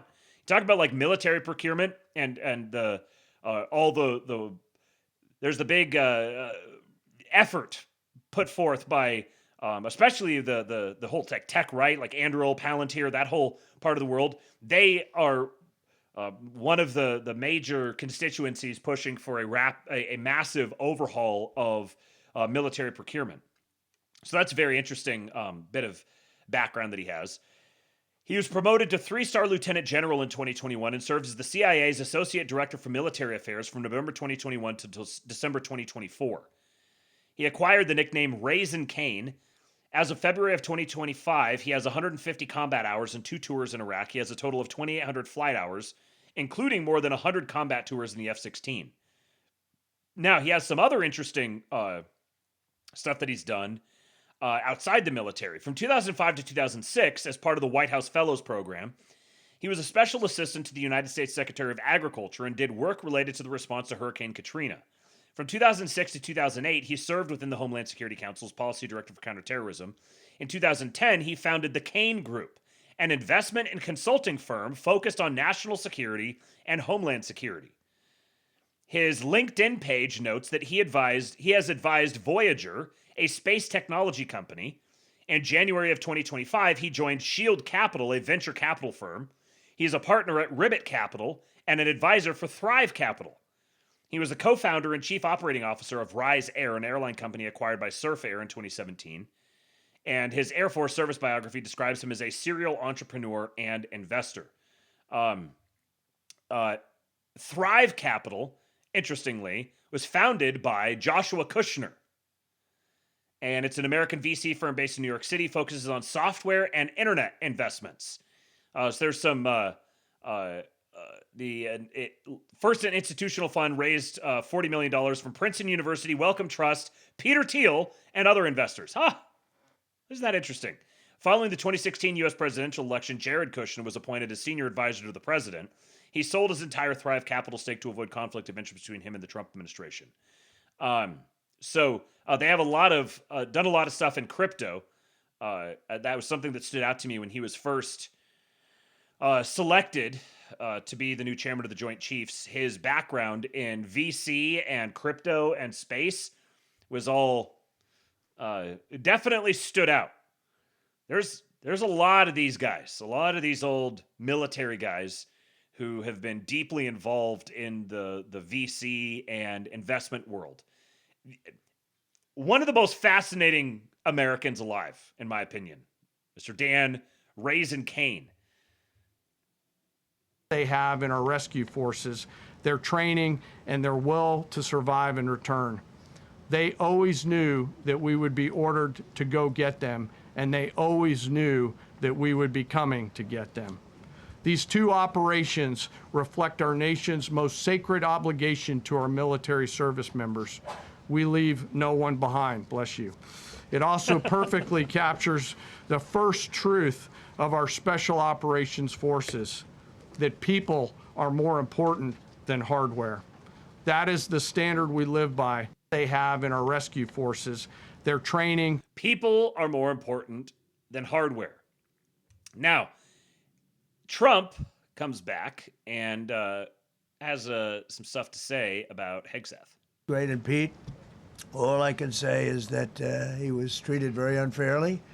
And now those same people that treated him unfairly, that fought against him, they called me up saying, what a great choice he was. They said, well, what happened during his nomination? What happened to you? I'm telling you, people that were not for him, senators, friends of mine, sir, I don't think you're doing the right thing. Now they're calling me up. What a choice. Sir. These two guys are fantastic. And John Ratcliffe was incredible. It was actually their genius that called us from, it was 40 miles away. And he said, you know, we're seeing something moving up in the mountain. This is at night. And they kept the camera on him for 45 minutes. It wasn't moving. And they said, great, and Pete. So they picked something out at night and said, hey, it seems like there's something that's moving here. Might be getting a little indicator of some of the technology, some of the surveillance technology that the U.S. has, the eyes from above. Vast mountain, vast, thick, with bushes, trees. He said, we see something moving 40 miles away. It was the head of a human being, I'm telling you, it's moving. And then all of a sudden, 45 minutes later, he moved a lot. So they picked him out at night on this hillside from 40 miles away. They have some sort of eyes on the scene from 40 miles away. They picked him out on this mountain, and they're like, that looks like a human head. They waited for 45 minutes, and then he moved, and they're like, there he is, we've got him. What sort of eye in the sky do they have that is identifying a human head on a thick, brush-covered hilltop from 40 miles away? Stood up, and they said, we have him. And that was really the beginning of something incredible. We had an idea where he was, but not specifically. And it's a big mountain. So I want to thank the CIA, too. I don't think they get enough credit for the great job they've done. Yes, please. Yes. The Palantir Eye of MAGA will zap you to hell with the Goy beam. So true, Mr. Sue. The AI mod doesn't like it, but I will allow it. So here's him. Like, people keep saying he doesn't have any plans. He doesn't have any plans. The press keeps asking him for his plans, and I'm so tired. I'm so tired of people being like, well, they haven't told us. We don't have any idea what they're doing. He hasn't told us. He needs to come out and tell me. The president needs to run all of his strategic decisions by me personally. If he's not running them by me personally, then he betrayed me. Trump isn't doing mass executions of members of Congress. He betrayed me again. People that are so you just saw two great, and John Ratcliffe, three unbelievable people. They have a plan. Every single thing has been thought out by all of us. They have a plan. You hear that? He said the thing.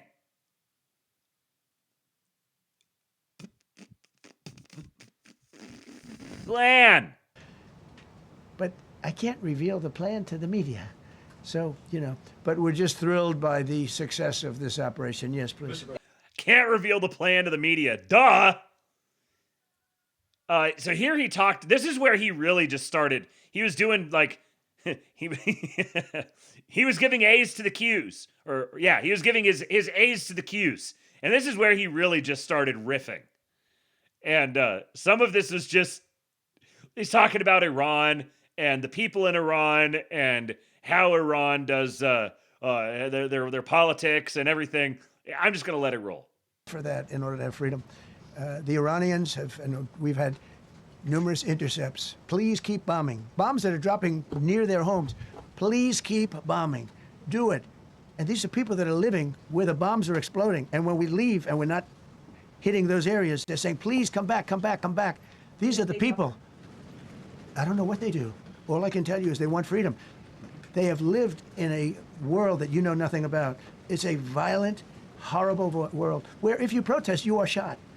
Remember the great woman protests where they had 400,000, 500,000 women, and they were all enthused and they were going to protest, and everybody said, oh, the regime's going to come to an end. And then all of a sudden, boom, boom, 5, 6 different areas. A woman would go down right between the eyes. They had snipers. They had 5 snipers. That's all it took. And those 400,000 or 500,000 women said, oh, my God, what's that? Oh, look over there. What's that? A woman shot right between the eyes. And after 5 or 6 of them go down, then you start hearing the purr through the vast number of people. And then they said, oh, my God, who would do that? You start hearing the purr. Like, he's obviously describing something that he has seen, a video or something that he's witnessed directly. Because he's describing this in very tangible terms. The woman, boom, right here. He keeps emphasizing this. Shot right in the forehead. And then the women look to the sides. They're like, oh, what's this? What's this? And then you start to hear the purr. Is this like the crowd that's starting to like, you get that buzz of the crowd being like, oh, or whatever. Like, his brain is so fascinating to me. Number of people. And then they said, oh, my God, who would do that? And they're incredible people. But they've lived so horribly. They've lived. Yeah, Mr. Sue, listen how sharp he is. So much energy, so fluid, such loosh. So incredibly true. Hines says, I want Trump to kill, I think it's supposed to be something else. I want Trump to kill Democrats, maybe. But the idea of Trump bombing a hostile regime of radical Islamic psychos is not okay. I want nice guy fascism. I'm very right-wing. I'm anti-war, pro-gay, pro-free speech absolutist, gun control supporter who won't have white children because that's what the Jews want. The retard right. This is how about gays for Iran? Trump is going to discourse on the gays for Iran. Freedom for Iran. They don't tell you the real facts. Women, men, gays. How about gays for Iran? They kill the gays. They throw them off buildings. So I wonder what's going on. They kill the gays. They throw them off buildings. So I wonder what's going on. I can only say this. They want us to keep bombing, even if it jeopardizes, because their life is in much greater danger. They want freedom for Iran, but it's very hard for them to protest. I actually tell them, I said, don't go out. I fully understand. Nobody in this room would go out. I don't think there's any, because frankly, it's not a question of bravery. We're all brave, right? You're brave, I'm brave, we're all brave. But we're also intelligent. If you have people shooting at you, expert shots with the best rifles you can get, and hitting you right between the eyes every single time, and you're looking here and you're seeing and you're looking here, you're out of there. I don't care who it is. You get your money's worth. When my president gives you the A's to your Q's, you get your money's worth. The gays of Hormuz, says Flicker 8. Give it a year, says realistically we're going to have more diverse GOP once the boomers go. There might be some weird policy shifts we'll have to fight. Yeah, that's kind of what I was getting at with the the stuff with that Mark Moran guy at the beginning. Like the political landscape is going to change significantly over the next decade or two, and it's not going to look. In some ways, it'll look the way it has in the past, but we're going through a pretty significant realignment, and at the same time that we're introducing industrialization, colonization of space, and the introduction of super automation. Those things both hitting at the same time is going to cause, along with the phenomenon of the boomers dying off and the uniqueness of the boomer generation, as they pass on and their influence begins to wane, paired with all the other things, the whole political landscape is going to change pretty dramatically. I think the thing that's going to stay in common is the rise of nationalism and the productivity boom. I think those things are like well underway already. And then there's lots of things around them that are gonna be fluid, let's say. This part was funny here when I referenced, you're a general standing there just hoping that Trump isn't giving away like classified military information or something. This little clip was funny. Military that said it's a wise. And don't forget, how many men did you send altogether, approximately, for the operation? I'd love to keep that a secret. Okay, well, but I will tell you, the number, I'll keep it a secret, but it was hundreds. And hundreds of these people, that's pretty good. Is he central casting? But central casting. Just, he keeps bringing that. He loves to bring that up. Central casting. I know my Q people go nuts with that. Hundreds of people went into this journey. Hundreds of people could have been killed. Forget about the equipment. A lot of equipment. Nobody cares. Hundreds of people. Military that's. Let's see. What else did I have here? Okay, yeah. So this is what I voted for right here.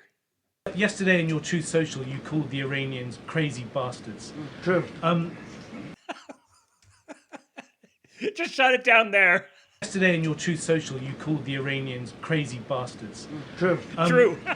What is your response to critics who say that? I don't care about critics. What is your response to critics who say that it is your? I don't care about critics. Now, I first just saw that. I saw you called the Iranians crazy bastards. True. What is your response to critics? I don't care about critics. I saw that, and I needed to lay down and recover for a minute. But the full clip is even better. What is your response to critics who say that? I don't care about critics. What is your response to critics who say that it is your mental health that should perhaps be examined as this war continues? I haven't heard that. But if that's the case, you're going to have more people like me, because our country was being ripped off on trade, on everything, for many years until I came along. So if that's the case, you're going to have more people. Yesterday, he could have taken the bait. He could have taken the beta move. My president doesn't take bait or beta moves. He could have done I'm not crazy. Everyone else is crazy. I'm sane. I'm normal. No. He just rolled with it. He's like, yeah, okay, sure. I haven't heard the people saying that I'm the crazy one, but sure, yeah, okay, I'm crazy. We need more people who are crazy like me. Because look what happens when you get the crazy guy who comes in here. We've been getting ripped off all over the place. Now America's back. We're making America great again. We're entering the great Trumpenreich, the great golden age of America, because of one crazy like a fox, a mad orange man. Give me more crazy. This, of course, can't miss this clip. This is the one that really got a lot of the headlines for obvious reasons. To protect us from Kim Jong-un, who I get along with very well, as you know. Do you notice he said very nice things about me? He used to call Joe Biden a mentally retarded person, okay? So don't tell me about your stuff.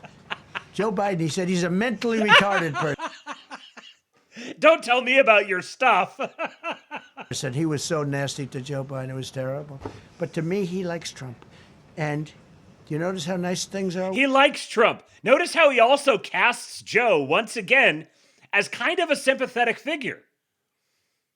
He's like, he's like, Kim Jong-un, he was so nasty to poor Joe. He was so nasty to him. He called him mentally retarded. I would never call Joe Biden mentally retarded.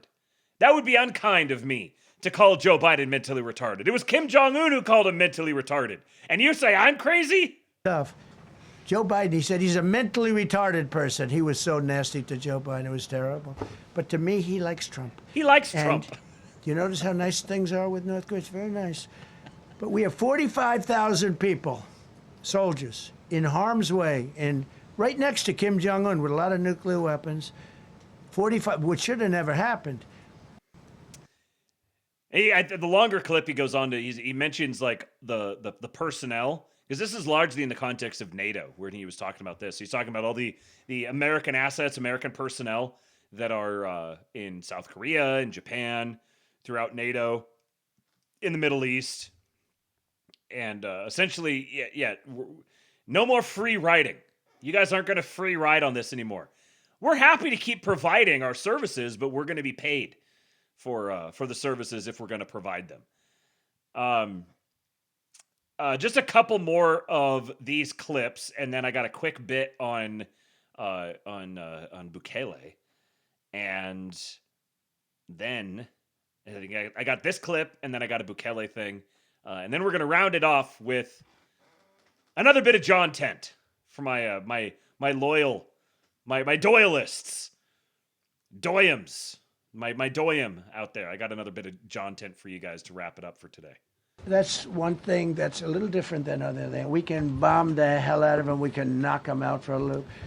But to close the strait, all you need is one terrorist that somehow has a truck loaded with, because you can carry them in trucks, large trucks, a water mine, drop them in the water, and now you tell people that own ships that cost $1 billion to don't worry about the mine. You can do that even just by saying we put mines in the water. So it's not like the rest. We can knock out their military. We already have. We've knocked out their Navy. We've knocked out their Air Force completely. We've knocked out 158 ships in 3 days.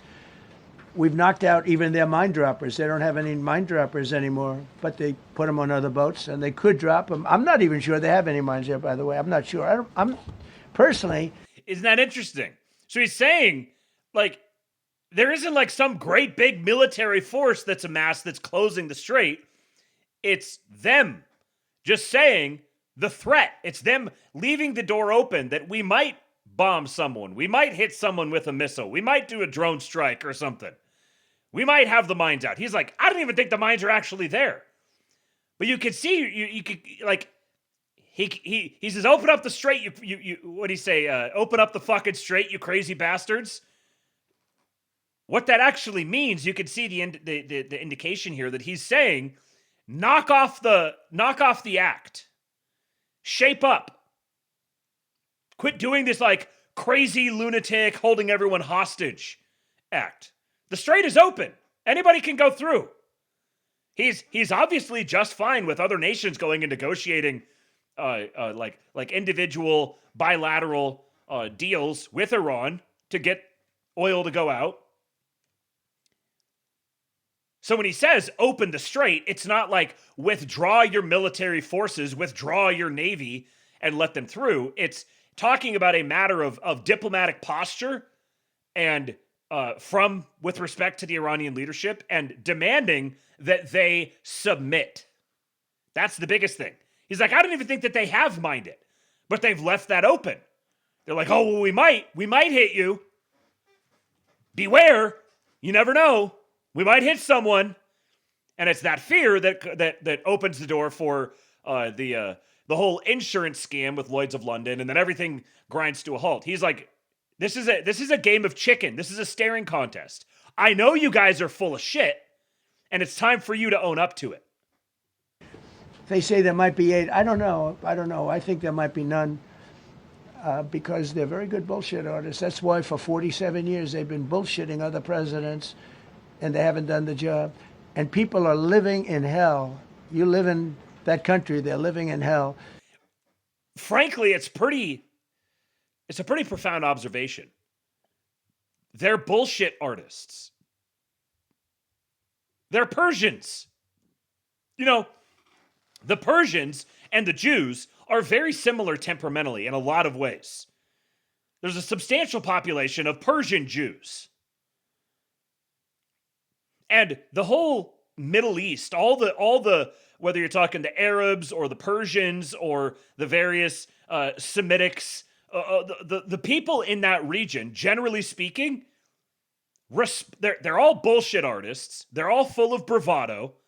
Everything is about like beating your chest and like respect and doing like the madman mafia routine. And that's what makes Trump so perfect for this. Because he operates the same way. He's been around these people his entire life. He speaks their language. He's better at their game than they are. You're not going to bullshit a bullshitter. Donald Trump is a professional bullshitter. He has turned bullshitting into an art. He has defined a generation with his ability to bullshit. He's like, you mullahs, I see through your whole shit. You guys are full of shit. You are professional bullshitters. And you know what? My army is bigger. My capital markets are deeper. I can outlast you. I'm going to call your bluff. I'll fucking obliterate you. Back off the bullshit. And let's just engage straightforwardly here. This is why the Arabs all love him. Even if they hate him, they love him. Because he's like an honorary Arab. Okay, now, regarding Venezuela, got one last clip from him. Of years. Now with Venezuela, and we just so you understand, the people of Venezuela, they say if I ran for president of Venezuela, I'm polling higher than anybody has ever polled in Venezuela. So after I'm finished with this, I can go to Venezuela. I will quickly learn Spanish. It won't take too long. I'm good at language. And I will go to Venezuela. I'm going to run for president.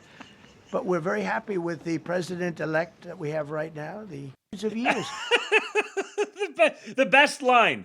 Go to Venezuela. I will quickly learn Spanish. It won't take too long. I'm good at language. It won't take too long. I'm good at language. How does he do it? Literally every day, he introduces to our lexicon a new phrase that has never before been said by a human being. I'll learn Spanish. It won't take long. I'm good at language. God. How do you not love the man? You can have all the quibbles with policy or whatever. How can you not love the man?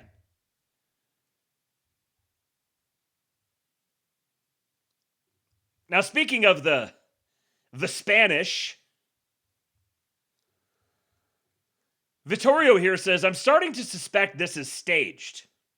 Because if it's real, I have to accept I've been living in a horror movie this whole time. Are you telling me the world could be this beautiful? What the fuck? You can just press the button and get a developed country. What country is he talking about? El Salvador. And the comments are all full of people who are from El Salvador or have family or friends in El Salvador or who have visited El Salvador, who are all saying, yes, this is exactly what it's like there. This is not bullshit. This isn't AI. This isn't fake. This isn't some sort of like set that was crafted for national propaganda. This is what it's like in the place that less than a decade ago was the murder capital of the Western Hemisphere, if not the entire world. Watch this.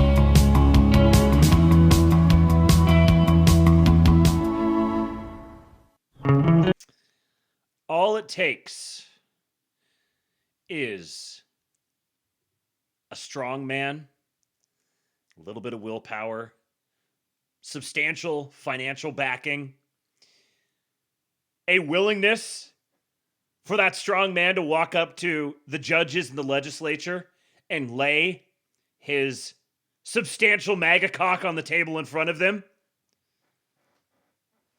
This, Donald Trump says he just wants to stop the world from killing itself. This is what Donald Trump wants your neighborhood to look like. This is what Donald Trump wants every American city to look like. This is what Donald Trump wants Iran to look like. This is what Donald Trump wants Israel to look like. This is what Donald Trump wants the world to look like. He just wants to stop the world from killing itself.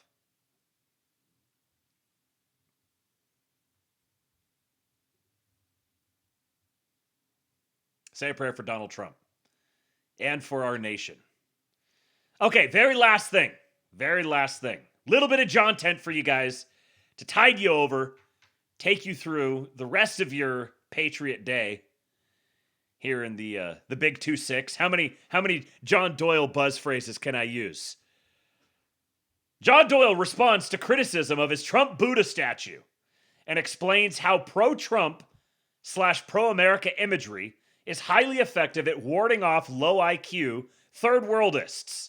You know, it's funny because we were just talking yesterday about his set, about the little various elements on his set, and I don't remember who it was, but somebody said something about the Jesus bobblehead. Someone in the chat mentioned the Jesus bobblehead yesterday, and the Buddha. Well, here it's almost like the. Is it producer Blake? Is it Doyle himself? Someone's listening. Someone's paying attention. Someone's watching. We see you, fellow Doyen. I present to you guys John Doyle. It is honestly the same thing as people getting mad at me about the Trump Buddha statue. You know, I'm decorating my set.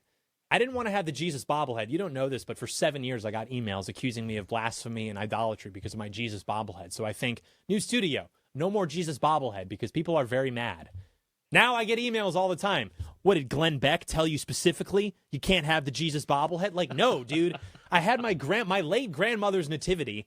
I'm thinking about getting like a proper, crucifix for the set. But now it's like, I don't even want to do it because I've got all these retards telling me that I have to put some membership card up. I have to wear my face just to let them know, despite all the words that come out of my mouth, I have to let you know that I believe in this. That's literally vanity. That is literally virtue signaling. So it's like, no, I'm not going to do it for that reason. I'm not going to like display my faith simply for like, points on the internet. Like, fuck you for asking me to do that.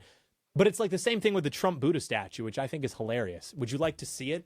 This is the retard right distilled into a single anecdote.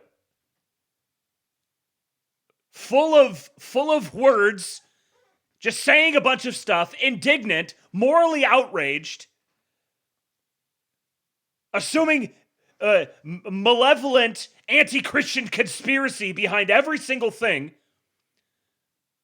spewing diarrhea over every little corner of the internet that they can touch. And literally, the dude just has a set. He's got some stuff of, oh, it's Glenn Beck. Glenn Beck did it. Glenn Beck is forcing you to take Jesus off of your set. Take every single one of these motherfuckers and put them in Gitmo. Hook up the car batteries to their nipples. It is a 3D printed statue that I got from China. It's the Buddha, but it's Donald Trump. Do you see it? It's very funny because on this... Hold on. We got to get that Buddha, close up. But it's Donald Trump. Do you see? Perfectly in focus. Buddha, but Donald Trump. It's funny.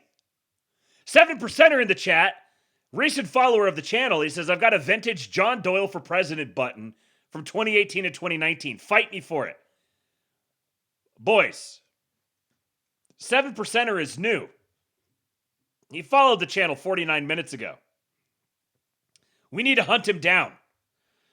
We need to we need to call the eye in the sky to locate 7%er so we can employ Dan Kane to send a special ops raid on 7%er's house and secure the John Doyle for President button. We're going to do it for the Patriots. See it? It's very funny because on this program, we talk about trusting the plan. And so I like this statue because when people are freaking out about some shit that's not going to matter in 30 seconds, it's a nice reminder to simply relax because things tend to work themselves out. People saw this and they're like, don't you see? He's literally worshiping idols. Okay, I need you to understand. As a Christian, I don't believe that the Buddha is a real thing. As a Christian, I don't believe that saying these words literally means more than if I said fleetle flop. So I can actually have a silly statue of Donald Trump looking like some fake religion because it's silly. I don't believe that that's going to actually inspire any kind of power because I believe actually in not only the presence, but the exclusivity of the Christian religion. So none of this stuff is really real to me. I mean, I of course understand that there are evil spirits and demons and Satan. However, I do not think that those are exactly working their way through my Donald Trump Buddha statue, which was 3D printed in China and then shipped to me. Cleared U.S. Customs, by the way. Isn't that funny? I kind of treat the Trump imagery, to be honest, as a kind of like torch mechanism in Minecraft, where it's like, at this point in my life, I'm basically trying to minimize the amount of times every day I have to threaten to kill myself. And so it's like I'm trying to create this environment where retards realize they're not welcome. And Trump imagery tends to keep the mobs from spawning, right? I can put the Trump Buddha statue there. I've got my presidential portrait there.